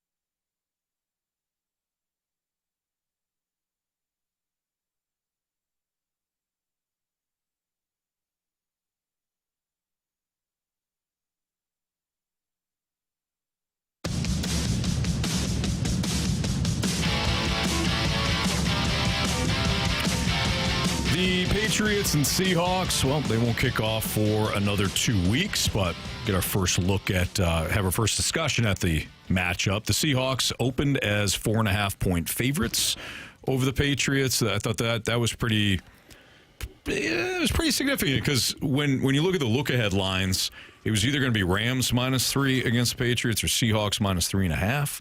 And odds makers are like, you know what, we're going to bump this up a full point. 4 has become kind of a key number when you think about, touchdown and field goal disparity, 24-20, scores like that. So 4.5, I think, is an interesting number. It feels like it's too big. 45.5 is the current total for the matchup. So 45.5 would indicate that plenty of points, but not a shootout. I think that's the right feel for this when you got two defenses that are playing very well. But the 4.5 number kind of screams to me that odds makers not only favor Seattle, but favor Seattle more than they did a week ago. What's your guys' take on the matchup? I got Seattle more than 4.5. Wow. I think New England they've had a hell of a season, and if they came out and won, I would be completely surprised. Based on what I saw going into yesterday, we talked about it on Friday. If the Seahawks were to win, Sam Darnold had to do exactly what he did. Did not turn the football over. You put up 300-plus yards, a couple of touchdowns, and played an outstanding game. And you had your running game. It wasn't outstanding. Kenneth Walker didn't go over 100 yards. I don't think they went over 100 yards as a team. But they ran the ball effectively enough. They ran it like 25 times. So they were handing it off, even though it wasn't, big chunks, big gains. They were still having some success. So for me, watching that versus and I told you all earlier, I think the Seahawks have the more athletic and more dynamic defense compared to the Patriots offense. And I think they have the more dynamic and more, competitive offense in comparison to the Patriots defense. So with that being said, I think that they should win this game, and it should be by more than 4.5 points. Eesh. I don't know, man. I don't know. I still, as much as Drake May, it's only his second year in the league. He could implode under the pressure. He could. So could Sam Darnold. Mm-hmm. I know we're praising him earlier to getting to this point, but he's had meltdowns before in big games. Now this is the Super Bowl, so who knows? But what if Darnold gets sacked 6 times, throws a pick, a fumble, that's the game, man. Mm-hmm. And I'm going to put a lot of stock into the Patriots coaching staff here. Mike Vrabel, he's a Super Bowl champion. McDaniels is a Super Bowl champion. I'm not saying they're better coaches than what Seattle has, because Seattle's got a great stable over there too, but they've been there. They're able to tell their guys what to expect in the next 2 weeks, Super Bowl week, whenever they're down, getting they know how to prepare their team for this. I think 4.5, it's a good number. At that number, I'd go Patriots. For me, all right, Marsh, stop waffling. I'm gonna keep waffling, Anthony. I'm not gonna get. We gotta drag this out. What are you talking about? I do wonder, we were just talking earlier about certain teams and what has plagued them throughout the year, that finally showing up. Sam Darnold, while he has ultimately, the checklist of the games that we needed to see him win in order to get to this spot, he's checked those boxes. But he was at the top of the league in terms of turnovers for quarterbacks with interceptions and fumbles combined. Mm-hmm. I wonder if that rears its ugly head against a defense that is playing really good right now. I mentioned it earlier. The Seahawks, what good defense have they played recently? They haven't.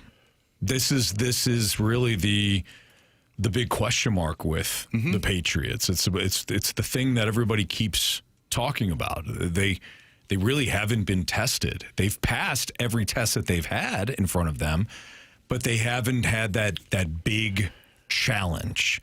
And going to Denver and winning a playoff game on the road, something Tom Brady's never done, that is significant. But I think the more that we look at that game, there's still question marks. They get to face the Chargers team, and I'm not crushing. Let's just deal with the facts here. They faced the Chargers team that were down not 1 but 2 of their tackles. Right. The following week, they faced a Texans team where the quarterback was throwing the game, allegedly. He was nah. He just wasn't good. I do think they should have went to Davis Mills after the third quarter. Man, the hell with this, man. That's how bad he was. That's how bad C.J. Stroud was. Oh, I thought you were talking about Paul Crewe. No. He didn't throw that second game. He won that second game. Cost him life in prison, but And then yesterday you got to face Jarrett Stidham. Yeah. In a blizzard. Would one say this is the easiest path to the Super Bowl? One would say. And yet, I still think they're a really good team. Both can be true. Disrespected all year. Can't wait, Anthony. They might. Can't wait. They might. I'll tell you what. An argument it was one of the hardest for the offense in terms of the defenses that they matched up against. Yeah. I'll tell you what. If they win the Super Bowl, if they win the Super Bowl, they would have earned it. They didn't do much on offense either. Oh, for sure. In those last two, I mean, offensively, how many points did they score against Houston? They had a couple touchdowns. Yeah, they had. Yeah, they didn't score. Drake May had defense 3. Scored. Huh? I think Drake May had 3 touchdowns. Did he have 3? He threw one to Diggs, and I believe it was it Douglas or Douglas. Booty? Booty. Yeah, Keyshawn Booty made the incredible catch. So at least 2 passing touchdowns. Mm-hmm. Yeah. I don't know. Guy's a one-man wrecking crew. Drake May? Mm-hmm. Okay. You know, all 84 of his yards. We'll give him credit, though. When he... The most important 84 you could have. Well, he had some huge 64. runs. He used his legs. 64? Yeah. He used his legs. No, it was 84. It was 84. Drake May had 84 rushing yards? 84 No. passing yards. There you go. Well, 84 passing yards. Now it makes sense. You were praising the game earlier. No, I said it was a good job. No, you were praising it earlier. No. Now you're throwing shade. I'm just saying. Anthony, this guy. You're going to be playing against a defense. There's not going to be any. You want him to throw the ball 31 times? No, not Carey? yesterday. I did not. No, I thought he did exactly what he was supposed to do. What are we talking about here? But it's going to be fun watching. It'll be a good game, man. I think the Patriots will be well prepared, like Jamie was talking about with their coaching staff. This team will be well prepared, and I think that goes a long way in these big games. Marshy's going for the do you know? No, I'm not. I can feel it, Marshy. He's not declaring. I'm not declaring. He's building momentum. I'm not I declaring. think he's trending in that direction, Jamie. Well, okay. So I agree. Here's my thought process. I just want to watch a good football game. The way that Carey's talking, it sounds like it's going to be a blowout. And I don't want that. It's no fun just watching a football game. 100%. I don't need a Seahawks-Broncos game from, 10-plus years ago. That game was not fun. It's more fun to have it that way than... or even last year. Have to wait till the last second to figure out if you won or not. That is stressful. Well, if you're a player, but as a fan, you know. I feel like these playoffs have been really fun. They have. And I hope that the Super Bowl mimics what we've seen in other games throughout the playoffs. So if the Vikings were playing, you would want a good game or you would want them to beat them by 40? Well, I've never seen them win by 40, so I'm used to them playing in one-score games. So the Vikings were But answer the question. What would you want? What would I want? Yeah. Well, I would want them to win handedly. Yeah, that's all that matters. Like the Blues, I felt good when they beat the Bruins in Game 7. When they scored that third goal, I go, oh, my gosh. Oh, my gosh, they're going to win. We're going to win. Right. And I shouldn't have said that, Anthony, because they had never won at that point before. Well, they did, though, didn't they? Yeah. All because you believed. Yeah. I guess I didn't believe hard enough last year. No, you did not.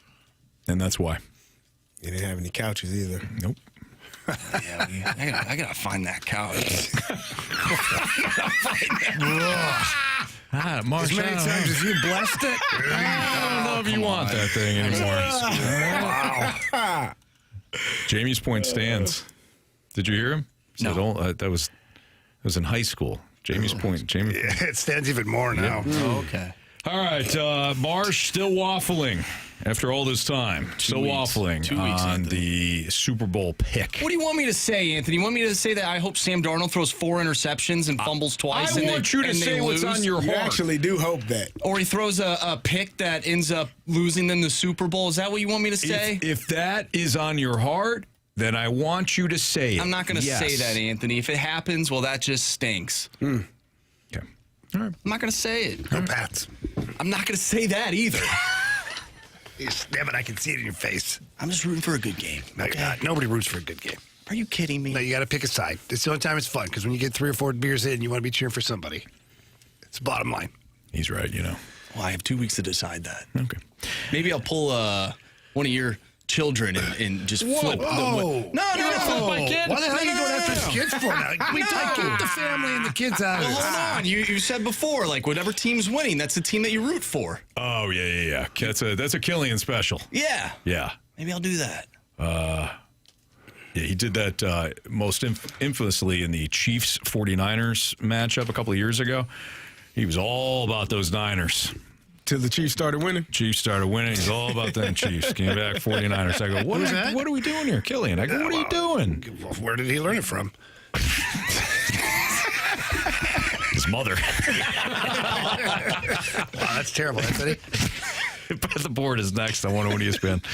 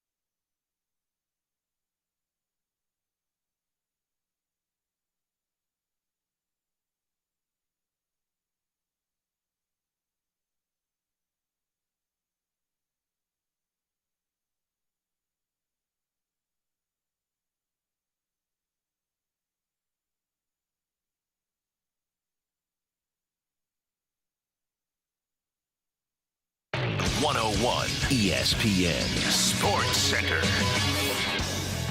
I'm Andrew Marsh. It's time for a Sports Center update brought to you by Saliga Heating and Cooling. If you missed anything from today's show, including our breakdown of the AFC and NFC championship games, along with our Blues talk, make sure you go to 101ESPN.com or check out the free Dobbs Tire and Auto Center's 101 ESPN mobile app. Just head to the podcast page. You'll find all of our interviews and all of our shows there. And it's all brought to you by the Schaefer Door Company. Speaking of interviews, we talked with Jeremy Rutherford earlier today about your Blues. And your Blues will be back in action tomorrow, taking on the Dallas Stars. Pregame starts at 6. Puck drop is at 7. We have Bet the Board coming up next. I'm Andrew Marsh, and this Sports Center update is brought to you by Saliga Heating and Cooling, a Daikin heating and air conditioning dealer.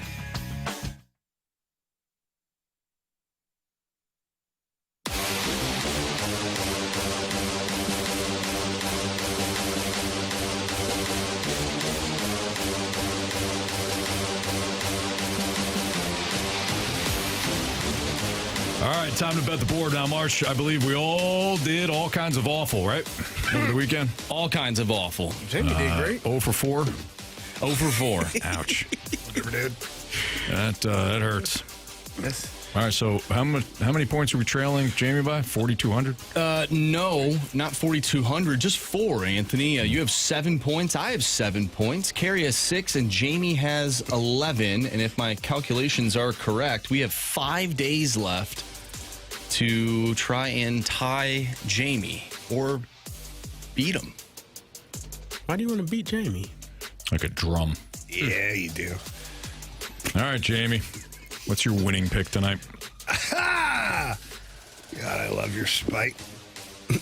Give me Bruins Rangers over in the first period, minus 145. Okay. Marsh, me? Correct. Give me BYU minus a half. Actually, wait. Minus 120 on the money line in the first half against Arizona. BYU minus 120. Is that even a bet, Carey? Money line, first half. I'm looking up. I'm verifying all bets. Who did you say? I got to go in chronological order. Bruins Rangers over in the first period, minus 145. Okay, Bruins Rangers. I checked it. You checked it. He's good? He's good. Is he legit? What'd you say, Anthony? BYU on the money line in the first half. Who are they playing? Number 1, Arizona. First half. Did you see it, Marsh? Have you found it? I trust. I don't at all. Thank you, Marsh. Yeah, he's lying. We trust. He's still looking. But verify. Halves. I'll Okay, check. hold on. Here we go. I'll check. You got to check. Here it especially this BYU Money line. over. No. No, money line. First half. How much you say it was? Minus 120. How come we can't He's find correct. I found it. Thank you, Carey. I'm checking it. I'm checking. It ain't on me. All right, so We're doing this because of you, Jamie. it? Good. I don't care. You got a real issue. Yeah, I got lots of them. How much time we got? Not enough. 2 different therapists. You think I have issues? all right, so this is the deal here. If his pick hits, I'm eliminated. Yeah, you guys already used your parlays. Carey and I already used our parlay. What? You did. He doesn't remember that. I just said it. You just said it. There's certain You things. didn't believe. You There's don't certain remember things that. I forget, Carey, and certain things I don't. And that's one I don't forget. Nope. So, with that being said, I'm just going to fade Jamie. I'm going to take the under 1.5 in the Bruins and Rangers. That's basically all I have left. And I'll probably do that the rest of the way. Okay. Nice. It's hard to blame him on that. I get it. Until I'm eliminated. I get the strategy. If I get eliminated, then we'll be, going for some outside the box picks Some just glory. for fun. Some glory. Yeah. Okay. Carry on. I mean, I don't blame you. Me either. Give me the Lakers on the money line, minus 120. Versus the You Chicago go, Carey. Bulls. Okay. Those All right, bullies. that's bet the board. When we were talking about the Super Bowl and who's going to win and stuff like that, I got a text. Jamie, from a mutual friend. Okay. Justin Maroon. Oh, yeah. He goes, I don't care who wins the Super Bowl, just as long as both teams have fun. No? I don't know if there's somebody that believes that less than Justin. And the Maroon family. Yeah. So. Yeah, he's full of, you know what. Both teams have a good time, man. As long as everybody has fun. He goes, I said, I know you don't mean that. He goes, I'd have to kick my own ass if those words ever came out of my mouth. Carey's okay with them tying, actually, in the Super Bowl. Fine by me. Unfortunately, somebody got to win. Carey likes tie games, individual stats. I like just getting the point, you know? In the Super Bowl? Just give me a point. In the tie game that I lose. Oh, I see. I can get a point. I see what you're doing. It's better than 0. Is it? It really is. It is. It's proven. Nah. Carey? Nah, never mind. What were you going to say? No, Something you don't he want can't it. say. Nope. He forgot we were on air for 30 seconds. I saw the look in his eyes. I knew it. That's awesome. He was going to have some letters in it. Nah, it had something to do with... You know what? Don't even need that. Okay. Yeah. All right. Because I think I know where you're going. Probably. Yep. Okay. That's funny. By the way, we got BYU Arizona tonight. Wow, that's a big game. Pre-game. It's huge. Yeah. Number 1, Arizona. You got them on the money line in the first half? BYU? Cougars. BYU, yes. Arizona. Wildcats. Okay. You said BYU. I was going to say Arizona. You said you got them on the money line. I pivoted to BYU. Anyway, so it's a whole thing. Mm-hmm. Bear down, Anthony. Bear down, Chicago Bears. No, that's Arizona's. Arizona. Oh, yeah. They're bear down. Yeah, no, it doesn't make any sense. No, why are they bearing down as a Wildcat? I don't know. They should Wildcat down. Yeah. Yeah, you're right. He said bear down because he's from Chicago. He automatically thought Chicago Bears. Wrong. Kind of. It was Arizona Wildcats. Tell that Wildcat behind the wheel to keep it under 70. What movie, Jamie? Oh, man. I tested these guys last week. Neither of them came up with it. I knew it. You did not know it. I knew something else that you didn't know. Tell that Wildcat. Oh, you did. Wheel. You did. Tell that Wildcat behind the wheel to keep it under 70. He's not going to guess this. It's a classic. You want a hint? Yeah. Neo from The Matrix is in it. Oh, wow. Okay. And so is The Blind Side. Lady. Yes, she is. Speed. Mm-hmm. Yeah. Yeah. Yep. Yeah. She looked great in The Blind Side. That was really... I mean, what? Looked great in Speed. She's better in Blind Side, though. Yeah, fair. Anyways, Marsh, you were saying? Look. I don't... Miss Congeniality, isn't that another one? Oh, yeah. That was a good one. That's a good one. That was a good movie. I actually watched that recently. What happened to her? Oh, Splashback Deuce says keep it over 55. Maybe that's what it was. Tell the Wildcat behind the wheel to keep it over 55. That's why we didn't know what it was. Yeah, it's an Easter. Everybody off. That's what it was, yeah. It couldn't be under 7 because then they just park it. Problem solved. Okay. All right. Not a we'll just problem. leave it right here. This bomb's not going to go off. Sorry about that, guys. Thank you. Okay. What we learned, 3 stars of the day next. I want to win ESPN.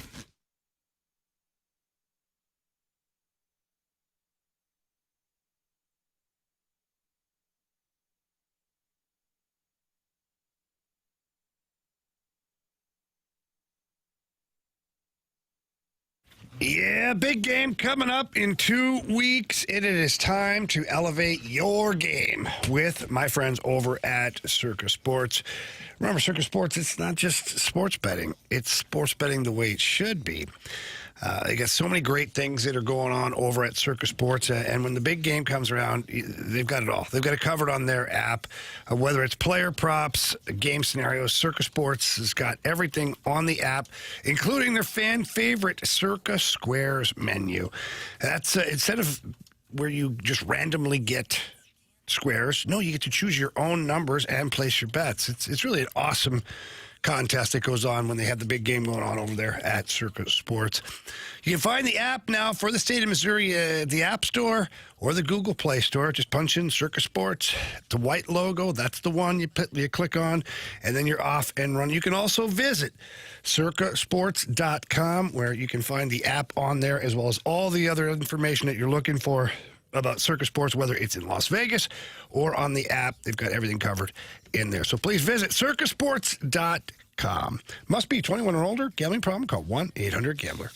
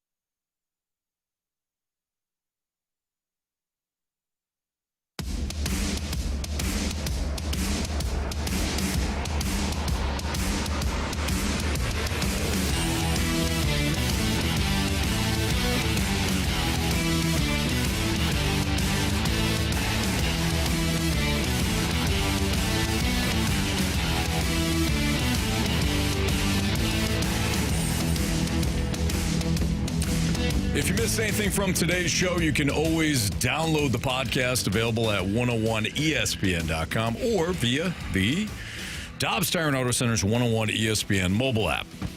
All the podcasts brought to you by Shaver Door Company. Got to find out what everybody learned today. Jamie, what'd you learn? Well, I learned something every week from our guy, Carey Davis. And today I learned that he values individual play more than team play when selecting great players. I literally wrote that down. Never said that. I'm not kidding. Did you look at my paper when I went to the bathroom? Never said that. It literally says values individual play over team game. Wow. Never said that. No, you literally did. I didn't. I said you did. Peyton has more MVPs than Tom Brady. Well, I talked about Super Bowls, and the Super Bowl more MVPs. I was like, that kid's the Super Bowl is a team game. That's right. And your guy didn't have any of those. One He of had them. 2 of them. 2 of them, yeah, that's whatever. Yeah. Whatever, dude. A lot of MVPs, though, Carey? It means he's a great player. All by I himself. learned that Jamie doesn't listen very well. Huh? See? Told you. He listens fine. Selective hearing. Yeah. All right, Marsh, you have a different one? Yeah, I guess I'll come up with another one. This is more of just a realization that, man, all my favorite teams have struggled recently to evaluate talent.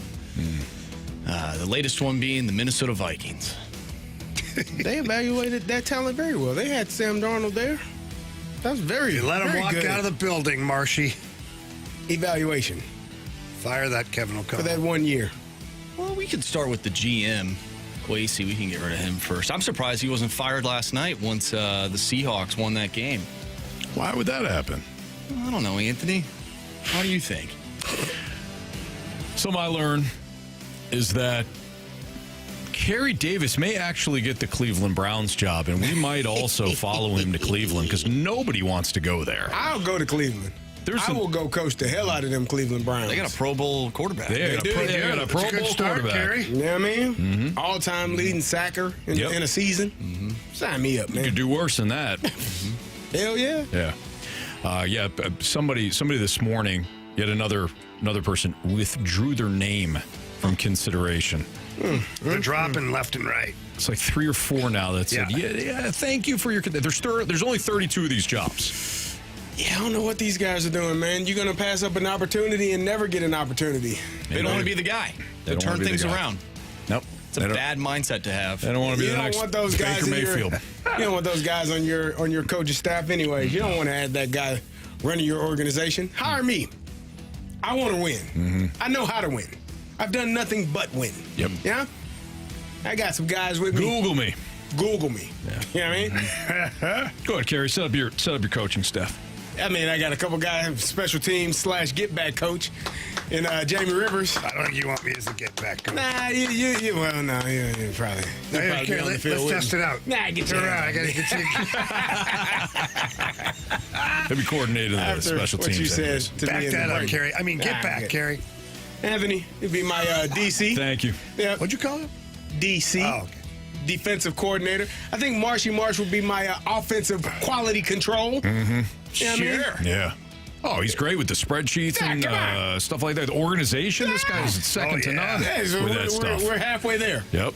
You know what I mean? He'll present you, hey, this is what other teams are doing. Here's our tendencies. Yeah. I'll just remind you to run the football. That's all I need. Don't let me forget that. Carey, don't forget to run the ball. Yeah. You know what? I'll say this for the people in Ohio right now. Carey might not answer the phone if it's a Michigan number or if it's Jamie Rivers' phone number. Very true. But if it's an very true. Ohio number, this guy is going to answer the phone. Just give him a call. Just give him a chance, man. Just give him a chance. Yep. Carey's got a lot of friends, too, in the NFL. They'd be dying to coach alongside Bunch of Carey. guys. We're ready to roll. Who would be your quarterback? Quarterback coach or quarterback? No, who would be our quarterback? We got Shador right now. All right. Well, I didn't know if Anthony wanted to bring Hey, in Joe Kirk Flacco's Cousins. available. Nope. I'm good. No, I'm okay. I'm okay. I mean, no. Who would be the GM? Who would you want as your GM, Carey? Andrew is there. Oh, now. Andrew Barry's still He's there. still That's there. right. Hey, we love him. Yeah. He's doing a great Doing job. an outstanding job, Andrew. Drew. Keep it up the good work, man. Yeah. Yeah. Proud of you, man. Mm-hmm. Call me. I'm available. All right. Marsh? Yeah, you guys want to do some criticisms and or compliments? Sure. All right, Swan, Seahawks fan, says, great show today, guys. It's been a wonderful Victory Monday for me because Sam Darnold and the Seahawks are going to the Super Bowl. Have a great day, guys. And Marsh, root on your old quarterback and old OC Clint. It'll feel better. That's from Swan. So Swan reached out to me, and he had this whole meme here, a breakdown. Falcons sign Kirk Cousins. Vikings pivot to Sam Darnold. Darnold wins 14 games. Darnold gets chance in Super Bowl. Seattle goes to the Super Bowl. And he said, add Anthony Stalter. Thank you. And I responded to him. I said, you're welcome. I've often said that the Falcons exist merely to support other teams. And this is another example of that. So Nice. you're welcome. You're welcome, Swan. Nice. Yes. Let's not forget that the Seahawks used to be a bitter rival of our St. Louis Rams, so I'm definitely taking that into consideration. See, Marsh, you keep selling yourself on the Patriots, baby. But the Patriots, Marsh. That was a different leader then. It's a different team. Do you reconsider then? Because it's a different head coach, different quarterback, different everything's in play. Okay, all right. Everything's in play right now. So again, we have a couple of weeks to decide, and we'll make that decision later on. Thanks, Dad says criticism and compliment. Great show, guys. You Wildcats keep it under 70 on the way home. No problem. Yeah. Indeed. Actually, I don't know if I can guarantee that. You know that, Jamie. Yeah, it's highly likely. Yeah. All right, you guys ready for the 3 stars? Yes, sir. It's time for the Fast Lane's 3 Stars of the Day, presented by Circus Sports. No bet fees ever with the world's largest sports book, now at your fingertips in Illinois and Missouri. All right, our 3rd star of the day goes out to former Minnesota Vikings running back Robert Thomas. Yeah. What do we call him? Robert Thomas? Then you call him Griffin. Robert Griffin. And then we got to Robert Smith. We eventually got We nailed it. Yep. 2nd star of the day, again, another running back, Carey's teammate, Magneto. Yeah. Not the super villain. No. Yeah, running to the back of people. Yeah. Consistent. Specifically his offensive line. Magnets in his pads. Coach said. And our 1st star of the day is undefeated, and that goes out to wooden box jump boxes. Yep. Causing people pain. Going on 20 years now. Yeah. Splashback Deuce threw out Ryder as a potential GM, Mike Ryder. Oh, I like it. I'll tell you what, Mike will hold people accountable. Yeah. And he'll do what needs to be done, man. He'll work his tail off, too. Darn right he would. Yeah. Mm-hmm. Cleveland's not used to that. No, not one bit. We're not talking bad about Cleveland no more. Trying to give me a job. Nah, as a former regime is what I'm talking about. Yeah. We trying to Yeah. get me hired. They had a GM a while ago that made a bold decision to not go with a quarterback, right? They ended up getting a defensive guy because that quarterback no one attended his birthday party. Yeah. I don't know how they consider bringing him back. I don't. No. Okay. I don't think so. He's more of a baseball guy. He used to pitch for the Tigers. What a documentary that was, huh? I actually like that documentary. Did you? I've never seen it. It's slow. I heard there was no reason for me to see it. Yeah. I think I told you that. You probably did. Mm-hmm. Not that I was lined up to go watch it anyways. Yeah. I was excited to see it, too. I'm like, I haven't seen this, you know. It was made by a guy that typically makes horror films and Spider-Man films. Really? Yeah. Who's that? Sam Raimi. Does he get a new one coming out? I'm sure he does. A new Spider-Man film? No, not a new Spider-Man, but there is a new Spider-Man coming out in the summer, so that should be fun. Who's Spider-Man this time? It's Tom Holland. He's still so many different Spider-Mans, you know. Whatever. He's gonna be the Odyssey too. Different Batman. Yeah, same thing about that too. The Odyssey? The Odyssey. I'm excited for that. Is that like a remake of the Brad Pitt movie? Is that the Odyssey you're That's talking about? Ocean's 11. Nah, not that one. You're thinking of Troy. Troy. Yeah. Isn't that what Odyssey is? I don't think so. No, it's way different because one's called Troy.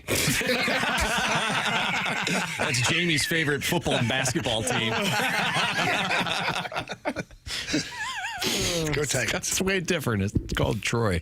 Hey, don't forget that BYU Arizona game's on tonight. Big one. Right here on 101 ESPN. For Andrew Marsh, for Carey Davis, for Jamie Rivers, I'm Anthony Stalter. See you.